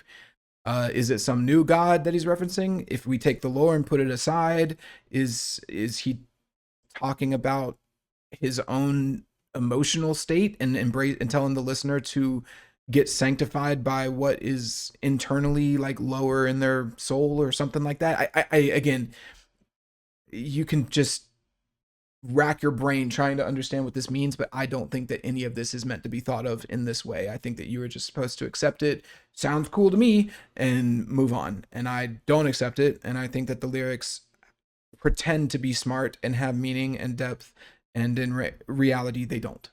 Uh, but the only thing that I will grant it is that if the implication of these lyrics is that by emerging, you can have this grand newfound power, I think that that is really cool until the next section, which we will hear right now.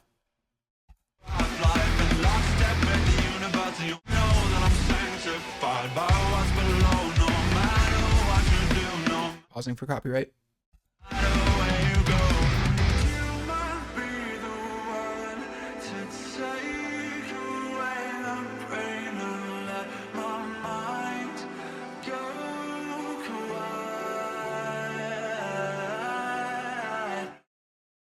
Okay. So, after all of that empowerment from emerging solar flares and space dust and fuel rods and a bunch of other bullshit, right? Now suddenly I feel pain and my mind is so active. Please make it go quiet. I'm just, this is where the song starts to lose me. Um, like for real, for real. You know, the some of the sections before they were doing damage to the overall theme of the song, like wrap your arms around me, it's a little boring, these lyrics don't make sense, and they kind of break a lot of things, like rationally speaking. But this is where they break their own theme, because from what I gathered, the theme of this song is to emerge because there's power in that. And now we are saying, no, actually, I need you, whoever that you could be, like you might be the one. I need you to take away my pain and actually quiet my mind. AKA, I am seeking comfort. I need the comfort again. So, what what is this song about? What are we talking about? This directly contradicts the theme and the name of the song by saying that maybe this isn't a good thing. Like if we take this as meaning like, okay, yeah, you should seek comfort in. Again, I hope that makes sense. It is a direct contradiction to the theme that they have established throughout the song, which is like, okay, I'm going to emerge out from sleep and the people who have held me down, and in doing so, I am granted all of this new power, and it's wonderful. And now it's saying, actually, no, I seek the comfort of whatever this is. I mean, if we're looking at the lore, the only thing I could think of is that this is sleep. Hold on, let me look at it in the Genius. Maybe there's something I'm missing. Yeah, it says, if this is sleep, this is possibly a vision of what Vessel promised sleep in higher calling to the debt mentioned in Higher, which I think Higher is another song. It emphasized the uniqueness of Vessel and Sleep's bond, suggesting that no other experience or person brings them the same level of comfort or safety. Again, I don't. I thought the whole point was that we're emerging from sleep, that the relationship with sleep has been broken. Um, you know, that was the whole. That's what the first verse was about. Even if I go in here, go in Genius, it's like uh back to the first verse, right? When he says, "You and I are down head first in another world I heard. I have a feeling we're close to the end." It's like Vessel, those lyrics, according to Genius, which I hypothetically is written by people who are Sleep Token fans. It says Vessel is being overwhelmed by sleep's influence. He's has a sense of being lost in Eden where sleep still dominates. I don't know. Like I I think the lore is just completely fucked at this point, given the verses. I mean, what is, but regardless, if I'm trying to look at it from a lore perspective, it's like, okay, the whole point of this song was to emerge, to step out from what I perceived as like, or this imagining at least of sleep's influence on Vessel. But now suddenly we're saying, no, no, no, actually, I need to take comfort in you. Maybe I'm misinterpreting that, but that's fine. I'm not like, I can't be like a loreologist for Sleep Token. But if we put the lore aside and think about what this means in the real world and like what you can take from it in terms of actual meaning, this completely contradicts. To me, this song is about leaving the comfort of your past self behind and emerging into someone new. And then this bridge completely decimates that. And I'm emphasizing this because the bridge is actually the last, is repeated later on in the song, and it's the last lyrical part of the song. Um, so in this case, I'm like, okay, so the point of this song is not to emerge, it's actually to seek comfort and to go back to safety and quiet your mind. Um, doesn't make sense. It doesn't make sense. But again, pay attention to that line and let my mind go quiet. That's the line, right? The bridge. Actually, let's finish the bridge because I stopped it halfway. Nothing else is quite the same as how I feel when I'm at your side. All right. So, and nothing else. So the lyrics are, you might be the one to take away the pain and let my mind go quiet, and nothing else is quite the same as how I feel when I'm at your side. Okay. Uh, Again, these are lyrics for people who want to turn their brain off and think that that is somehow a form of empowerment. And again, looking at the words, like nothing else is quite the same as how I feel when I'm at your side. Not to sound like a Ben Shapiro, but like facts don't care about your feelings, all that jazz, right? Like the point here that I am emphasizing is that you're not supposed to think about this intellectually. You are just supposed to accept it, which I just reject that. I actually think it's a pretty bad message. But it's emphasized in this song again with the like almost religious mantra of wrap your arms around me, wrap your arms around me, find comfort and security in me, and like begging someone else, whether it's sleep or Vessel or someone else, to take away your pain and let your mind go quiet, as if letting your mind go quiet is somehow a good thing. um Not to be a little, not to be over dramatic, but it's like the opposite of this podcast. It's the opposite of how I view things. I think that you're supposed to engage your mind. You're supposed to, keep it busy and be intelligent and think rationally about things. So yeah, it's a very weak message. I think that we had a strong theme early on where it's like, yeah, maybe sometimes it's time to grow and change and emerge into a new person. And now after, I can even accept the goofy lyrics in the verses if they're meant to just be a sort of overall metaphor about in the power that you get from emerging, and you know kind of an example of the band encouraging their listeners to grow and become better. But then we get into this, and I was already feeling this way a little bit with the interludes, with the wrap your arms around me, but now this affirms it, that this song is actually not about emerging. It is not about becoming stronger or smarter or growing or anything. This song is about solace and comfort and weakness and being brain dead. And it's kind of a bummer. It's a little bit of a bummer to me, because there's a lot of cool stuff here. Like I said, I've complimented a lot of things in this song, and there's more to compliment too. But this bridge specifically, when I was listening to the song, was when I realized, I was like, oh, okay, yeah, we are not encouraging emergence or growth. We are encouraging comfort and turning your brain off and not using your brain. So that is where we are at. Almost ironically, right after this is a heavy version of the chorus. Let's listen.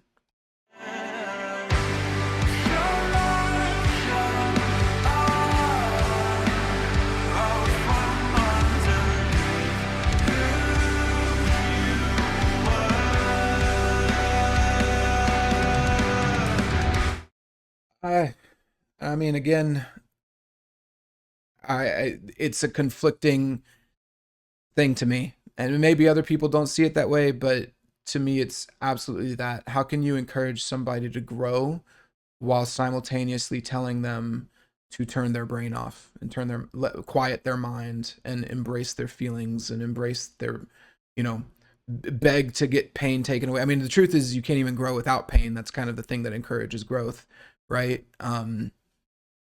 So I like philosophically I'm at odds with this song.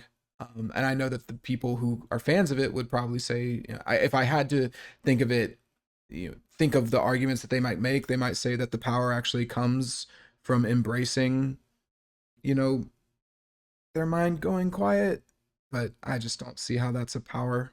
Like that gives you any sort of power. It gives you stupid power. Like, but it's not real power. It's not real strength. You get real strength by growing. So musically, this is all fine. I mean, the guitars are just playing like slow notes that follow the chord progression. Nothing really out of the ordinary. I think the vocals are doing the exact same thing that they were doing earlier in the song, maybe a little more intense. But the drums are very spacious. It's very pleasant. Again, I do think that this chorus fits well with the environment of the song, the setting, all of that, and it's a well made chorus. I think the chord progression changes in it are pretty interesting. So it all sounds nice. Like I don't have critiques of the chorus on its own, but I just think that there is a lot of conflicting messages happening or thematic or not. Yes, it's conflicting, but I just think that it's ultimately kind of shallow. I think that's really the big beef. It's like, yeah, we're gonna give you a whole bunch of different messages, but none of them are really substantive. And anyway, all right, let's finish this course.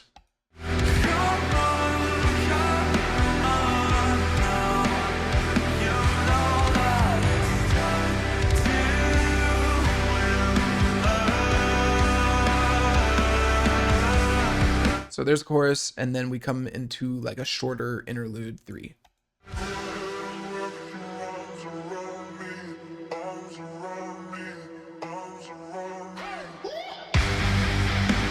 And so again, like at this point in the song, I'm just not interested in that line anymore. It's boring. I've heard it a million times at this point throughout the song, and as we're going to see, because they're going to play that bridge one more time to learn that this is actually the deeper theme of the song, this idea of seeking solace and comfort. um it's unfortunate. So uh yeah, but there's not much else to say about the go ahead wrap your arms around me. We've already done it enough. But now we get into this breakdown. Let's play a little bit more of that breakdown real quick.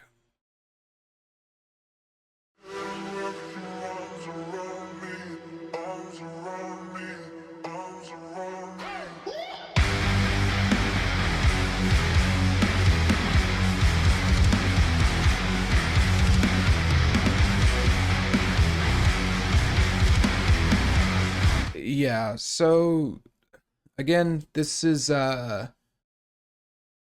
structurally, I think this is just, it seems like it's just made for fun. It's just so that they can have their heavy breakdown, which is fine. I mean, it's cool to have like a breakdown that's just for fun. I don't know if it necessarily lends itself to anything in the song.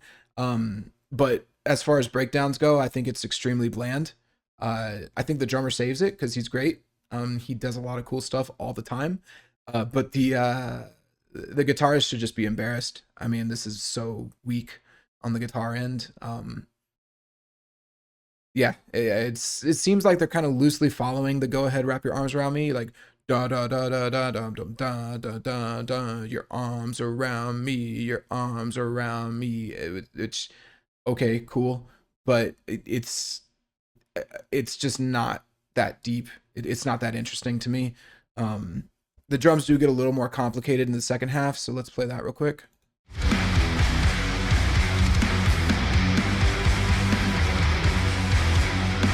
Getting some toms.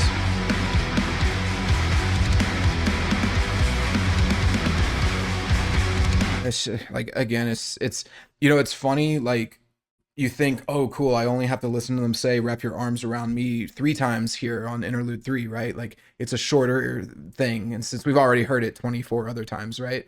But then when we get to this section, it's like I still have to listen to down, down, down, down, down, down, down, down, down, down, down, down, down, down. It's just annoying. Again, guitarists just need the guitarist should be embarrassed. To anybody like maybe to the casual listener who thinks, oh, but it sounds really cool and it's heavy. It's like, okay, but let me ask you something. Why is this all that it takes to appease you? And that might sound a little harsh, but like, let me ask you, go if you've ever heard any other song like Thunderstruck by AC/DC or Back in Black or anything by Van Halen, right? Like you know what the guitar can do, you know what it's capable of from like a melodic, from a rhythmic standpoint, if you've listened to Metallica or Slipknot or any other band, right? So you know that this is not like the peak of what the guitar is capable of, right? The guitar is so much more than just being low and heavy. So if that's like what I would encourage you to do is to maybe intellectually think, like if you hear this and you're just like, yeah, I love it, this is great, okay, I would like for you to identify why. Because if it's just that there is bass and low end, my question to you is, does just bass and low end, is that all it takes? No, is that where your standard is at? So it doesn't matter what the actual notes or composition is? Because if you are listening to a song and you don't actually care about the composition and the notes, you just care about getting that frequency range tickled into your ear, maybe you should, this is where I'm going to push you a little bit, like this is probably where you should think, like I would implore that you approach music maybe a little more intellectually. So rather than thinking, oh yes, the goal of the music is to just tickle my brain and like make me feel things and hit frequencies that I like to hear, think like, okay, but is this composition actually interesting? Down, down, down, down, down, down, down, down, down, down, down, down, down, down, down. Like, is that interesting? And uh, I'll just leave it there. That's your homework. Like, re-examine a little bit what you actually find interesting about it. Because if it's just bass and low end, then what are you getting out of this that you can't get out of something like a Skrillex song or EDM or Dead Mouse or somewhere with other low end or even another heavier band that would do this better with more complicated guitar parts, Slipknot or uh, I don't know, Lorna Shore or something like that, which with heavier breakdowns. Um, Really, there's almost every other band can do stuff like this with heavy low end breakdowns, but the idea that like but they'll do it with more complicated or interesting or engaging guitar compositions that I think you would enjoy more. So I guess what I'm saying is like as far as breakdowns go and metal music goes, this is kind of disappointing. It's kind of bottom of the barrel. But again, don't think about it. Just to turn your brain off, quiet your mind, and just be like, yeah, I like it. Uh, I'm being sarcastic. It's a weak part, and again, it's designed for people who don't actually want to engage intellectually with their songs because even somebody who doesn't play guitar can acknowledge that this is extremely simple, extremely basic, and there are thousands of other bands that do things that are more complicated and intricate and interesting than this. So there we go. Uh, but then we come back into a heavier version of the bridge.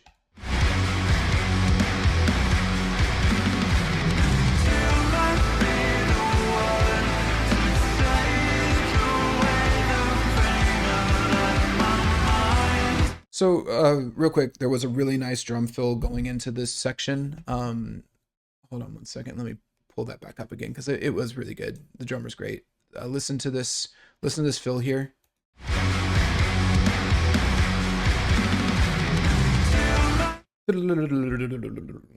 Cool stuff. This bridge two, it's pretty cool. It is musically, there's piano. It sounds like there's even like some light acoustic guitars in the background.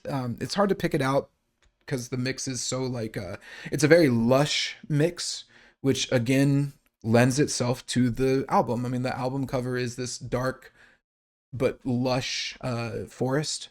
which I think is honestly, the album cover's okay. I'm not like the biggest fan of it. I think it's just a little bland, but the imagery of like a lush Arcadian pseudo Roman city is cool, and the mix perfectly lends itself to that. So, but by having this lush mix, some of the little finer details can kind of get buried just a tad.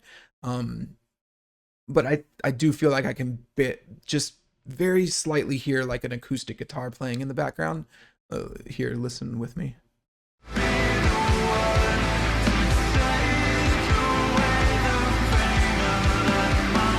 There's absolutely piano playing for sure. So yeah, it's but yeah, they're just playing a heavier chorded version of the bridge from before. The lyrics are the same as well. You might be the one to take away the pain and let my mind go quiet, and nothing else is quite the same as how I feel when I'm at your side. So, uh, yeah, it's fine. We'll come back to this. Let's just get through the rest of the song. Um, oh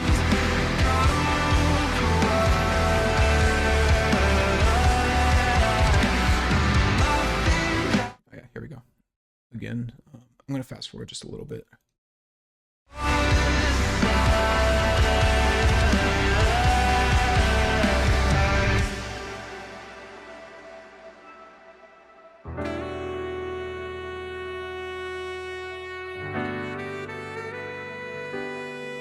So this is something that Sleep Token does a lot. And well, so here's the thing. First off, this saxophone solo, it's like a little jazz saxophone piano duet thing. It's really nice. They did a great job with it. Everything is wonderful.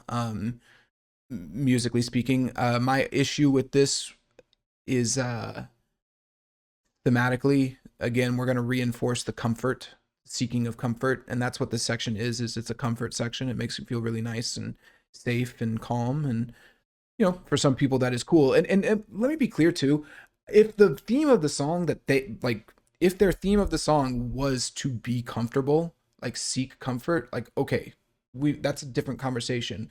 But we just seem to have these conflicting themes of emerging, becoming something new, but then also seeking comfort. And I don't care. You can explain it to me, and you're not. Let me put it this way: I would need to see the counter arguments to it. But even if I tried to like think of a counter argument to that, uh, it's just not really. I'm having tough time. I'm having a tough time even considering a counter argument that would be legitimate, right? Specifically, my complaint is that this song has conflicting themes, and that the theme is actually that like about seeking comfort and not actually about emergence, which is the name of the song. Um, the point of this song is not to grow and become better. It's actually to seek comfort in the band, and turn your mind off and go quiet. And that is emphasized by the way that this song ends. uh it's a very relaxing section. I'm not going to play it. If you want to hear it, you can go listen to the song, but it is a very relaxing, comfortable outro that lasts about a minute, right? And you just get to turn your mind off and chill. That's totally fine, but it just conflicts with the name of the song and what I would perceive this song to be about.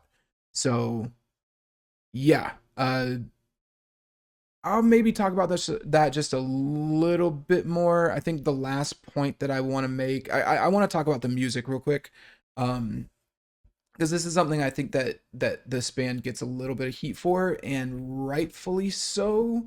Uh, this People say that this band is like a trendsetter, like they are forging new ground and doing new things, and they're super progressive. I would push back on that a little bit. I think that there's cool things that they do, but just because you have like a rap verse or a saxophone or something like or a rap beat or a saxophone in your song doesn't necessarily make it progressive. Adding another instrument into a conventional song structure doesn't make the song as a whole unique. You're just taking one element and implementing it with another. Uh, I would say how are you incorporating a saxophone in with the guitar parts or the metal guitars or the like heavy drums or something like that. It's kind of my problem with breakdowns, right? Like where people will listen to a breakdown and then like the breakdown will have a saxophone in it, and everyone's like, oh, that's so unique and interesting. And to me, it's just kind of like, okay, but it's just a breakdown. You just took another instrument and put it there. I don't consider that necessarily progressive, because to me the composition and the song structures in those cases are typically very, very conventional. um, you're just layering something else in there. Now, I would look at something like Polyphia, right, which started incorporating rap beats into their songs holistically uh, back in like 2017.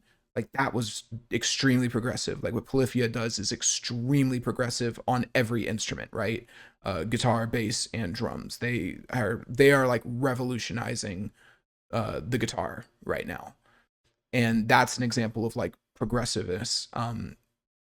Sleep Token is doing nothing for guitar. Their guitarist is their guitar work is boring at best, embarrassing at worst. It's just lame. So there's nothing that I've heard from Sleep Token that would make me think, oh yeah, they're changing the game on guitar. And similarly for like this saxophone section, I don't think that it's just this crazy unique, oh my god, out of the box thing to throw a saxophone at the end of a song. It's just kind of like, okay, you slapped on a conventional saxophone solo to your 6 minute metal song. It's or 5 minute metal song, right? Which is fine. Like, it's cool to do that, but it's not progressive, and it's not like necessarily moving the metal genre forward, in my opinion. Um, so I just wanted to address that real quick. Sorry, let me just be clear. I like it's almost more gimmicky. Like, okay, yeah, they put saxophones in their songs, woo, but are they incorporating the saxophone in with like the main riff or with the song as a whole? Is it a combination of jazz and metal, or is it just this section is metal and this section is jazz? I I'll leave that up to you, but my perception is that it's taking conventional stuff and just mishmashing it together, and I don't think that that's the same as being progressive. Um, okay, so let's let's do this final. Let's kind of wrap up on the theme, because I do still have a, now that we've finished the song and we've seen where it goes, which it ends on a on comfort, right? Like that is the final thing, is comfort. Uh, here's my notes on it. The song contradicts thematically. Uh, I don't understand what they're trying to say about emerging.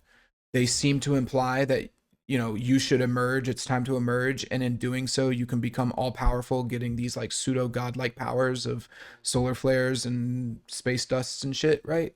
But then they immediately contradict it by saying, rather than emerging and being all powerful, you also should quiet your mind and uh, seek solace and beg for the pain to be taken away. And honestly, it's like, to me, it's like weakness. It's meager. uh so there's this contradiction between this all-powerful godliness and then like meager, almost childlike weakness. um I think that there's a lot of people who might relate to that, in the sense that like a lot of times they feel powerful, but then a lot of times they feel weak, and maybe there's a message to be had there. But I think that this actually, to me, comes across as a bit immature. um it's like, how can I explain this? I think that this song has a very immature view on emerging and growing. The idea is that if you just emerge, if you just proclaim that you are now someone new, if you come out as someone new, not come out as in like being, sexually, but what I mean is like, if you emerge from underneath who you were, you can just be all powerful and it's amazing, right? And but then the view on that power is again like the 10-year-old on the playground, like, oh, I just shoot laser beams out of my eyes and shit, and it's great. And it's like, okay, it's an immature view of growth as a whole, because really the way that you grow is through hard work and determination and wisdom and intelligence and using your brain. The so that is the view on the emergence, which then I think that immature view on emerging and getting power but then also the weakness, it feeds directly into the view on weakness and uh, being meager and begging for pain to go away. You get more powerful. You become stronger as a person through pain.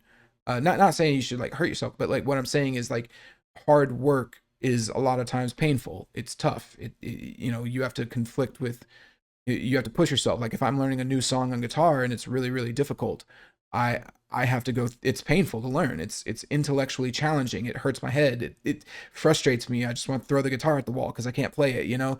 But that's the thing, you have to push past that. I can't ask for that to get taken away, that struggle to get taken away, otherwise I can never get better. So this is what I mean when I say like that view, that immature view on power, where it's like if you just emerge, you can be a god. It feeds directly into the immature view of weakness, which is that it's this thing to be admired, and it's a wonderful thing to beg people to take pain away. And it's like no, that's not how humans work.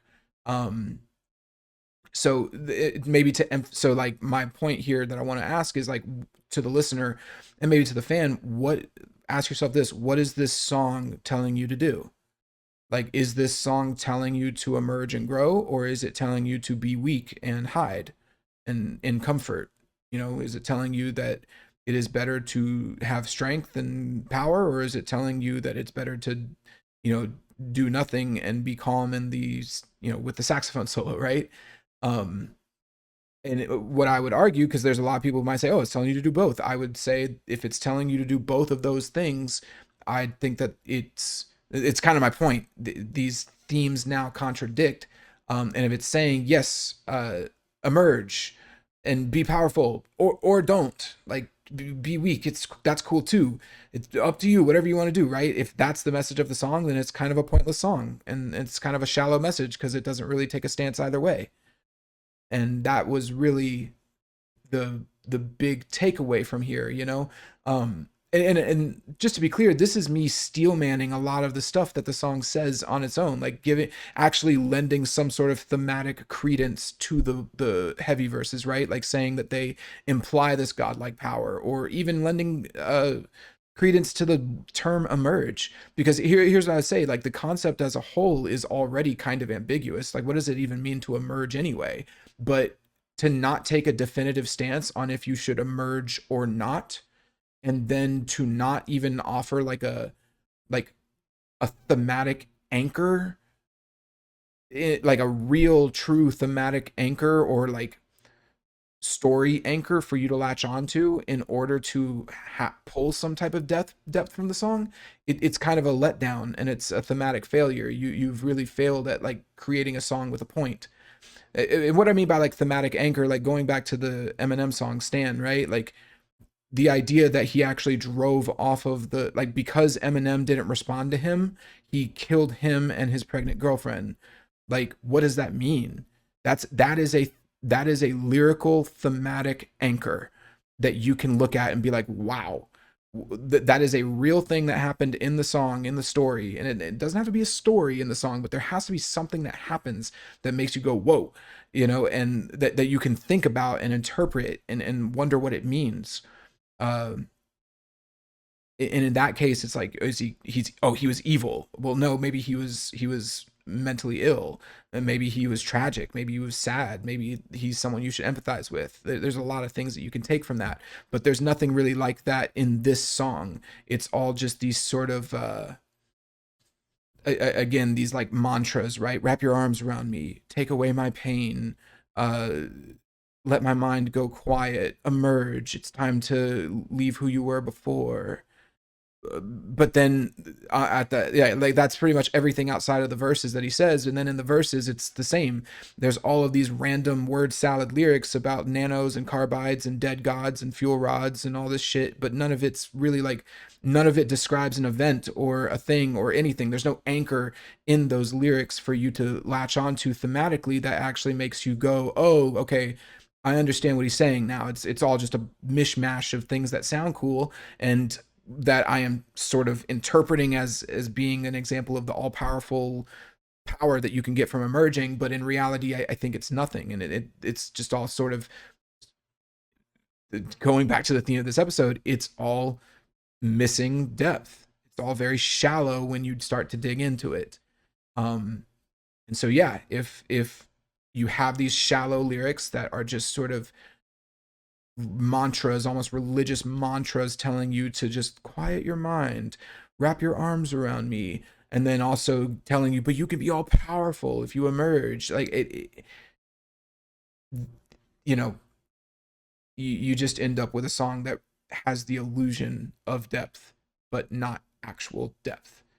And there's not really a takeaway here. The takeaway is emerge or seek comfort. Either one works. You can just do whatever you want, and that's not. There's not really much to that. It's like, okay, cool. That's not a good takeaway. So, um, yeah, maybe like the final little note here that I have I've criticized a lot here, but maybe to offer an alternative is like, to me, a sign of good, meaningful art is something that you can peel back. Like when you start to think about it more and intellectualize over it, you actually discover more depth. You actually it shows you more, and you learn more, and there's it like the understanding the artwork more actually gives you more depth.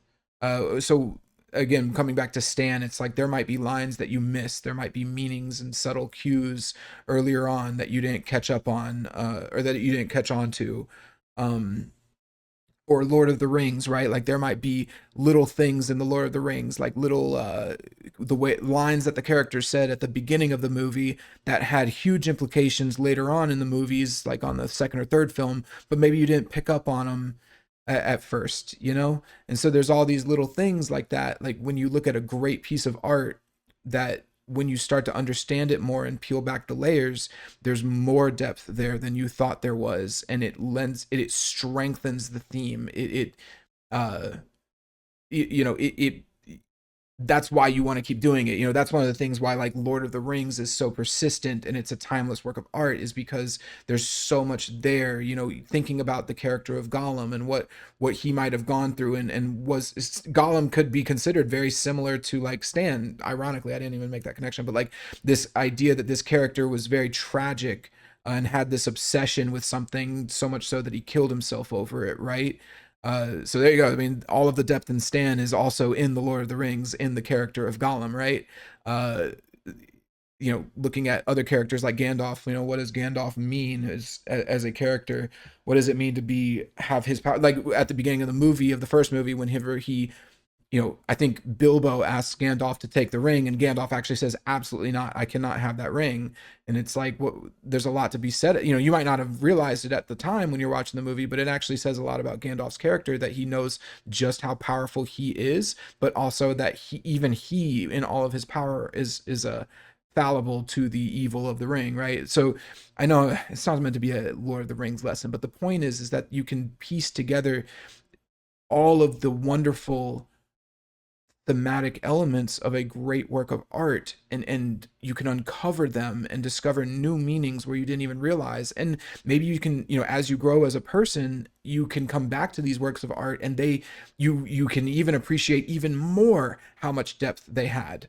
I think a lot of that is completely missing in a song like this, and I think that this song is actually meant to be nothing but comfort food for people who don't want to intellectually engage with the music.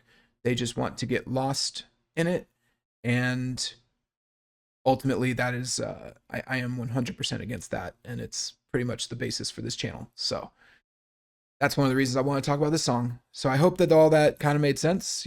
If you heard this and you just think I'm an idiot, leave a comment and I'll respond and prove you wrong or something.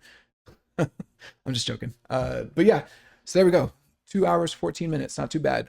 So let's go through my little songwriting template here, or song analysis template, to finalize this out, and we can head out. So yeah, the purpose of this song to me, it is the first single from their new album, Even in Arcadia.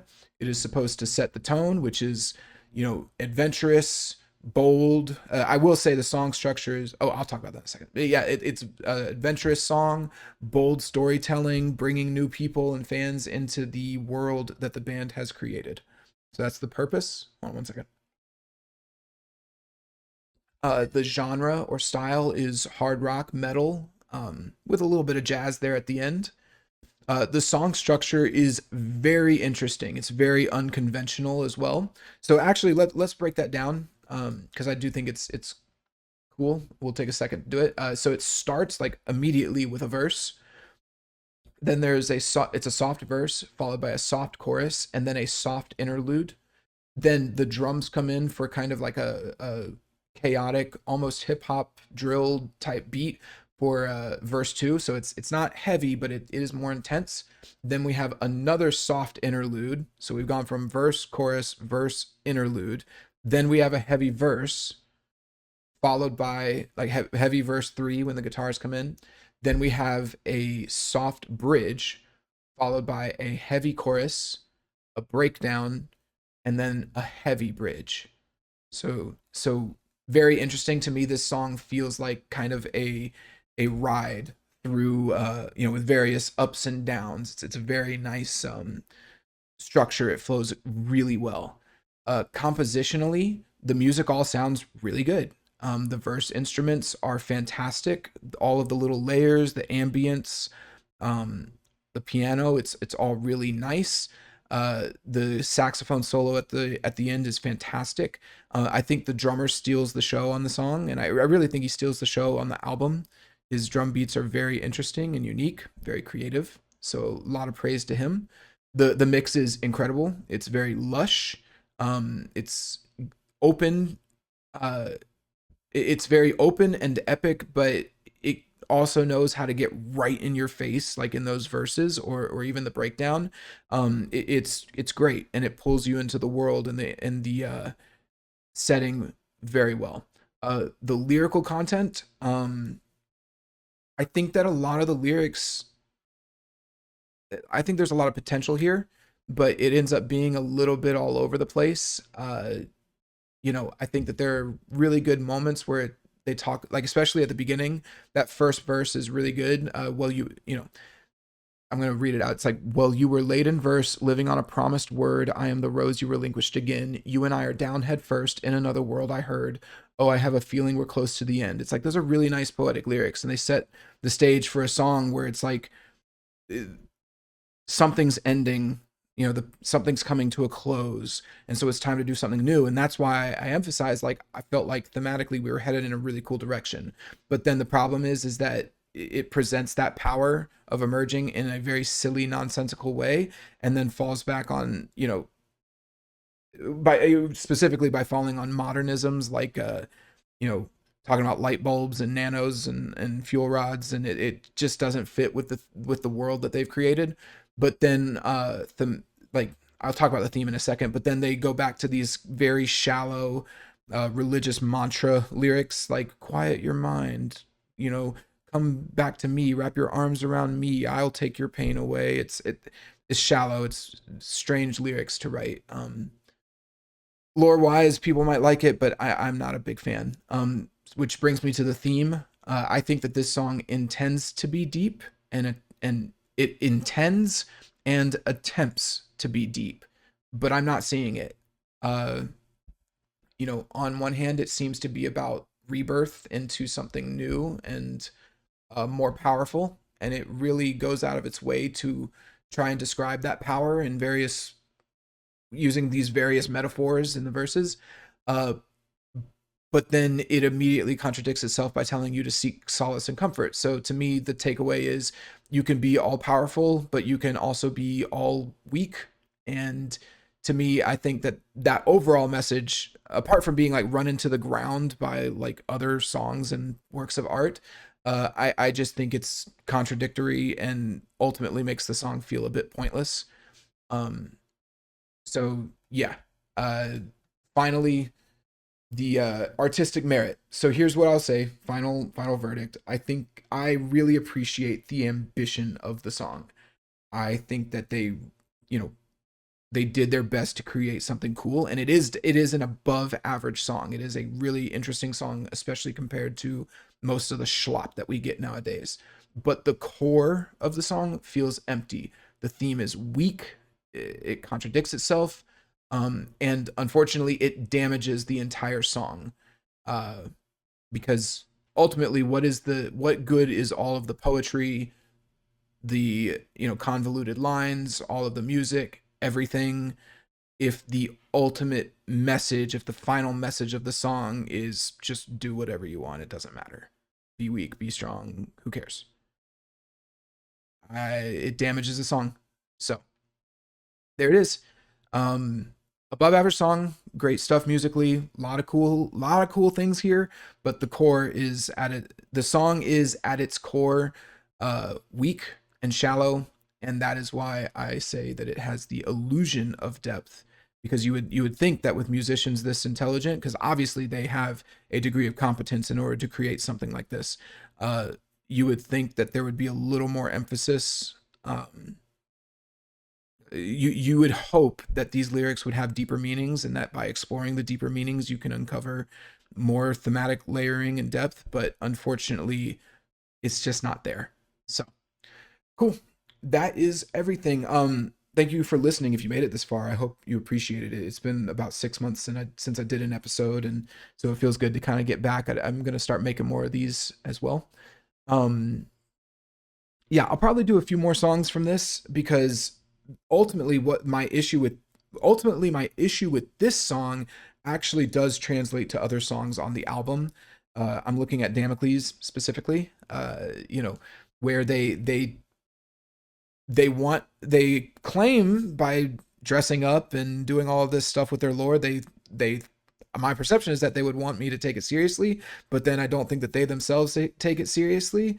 And then the other songs, they do have this illusion of depth. This becomes an issue all throughout the album. When I finished listening to the album, I did feel like the whole thing was a bit shallow and weak. So I'll probably do a few more songs. But yeah, hope you enjoyed this episode, and I think that's a good place to stop. So yeah, go give me a follow on Spotify, YouTube as well, and yeah, see you on the next one. Peace.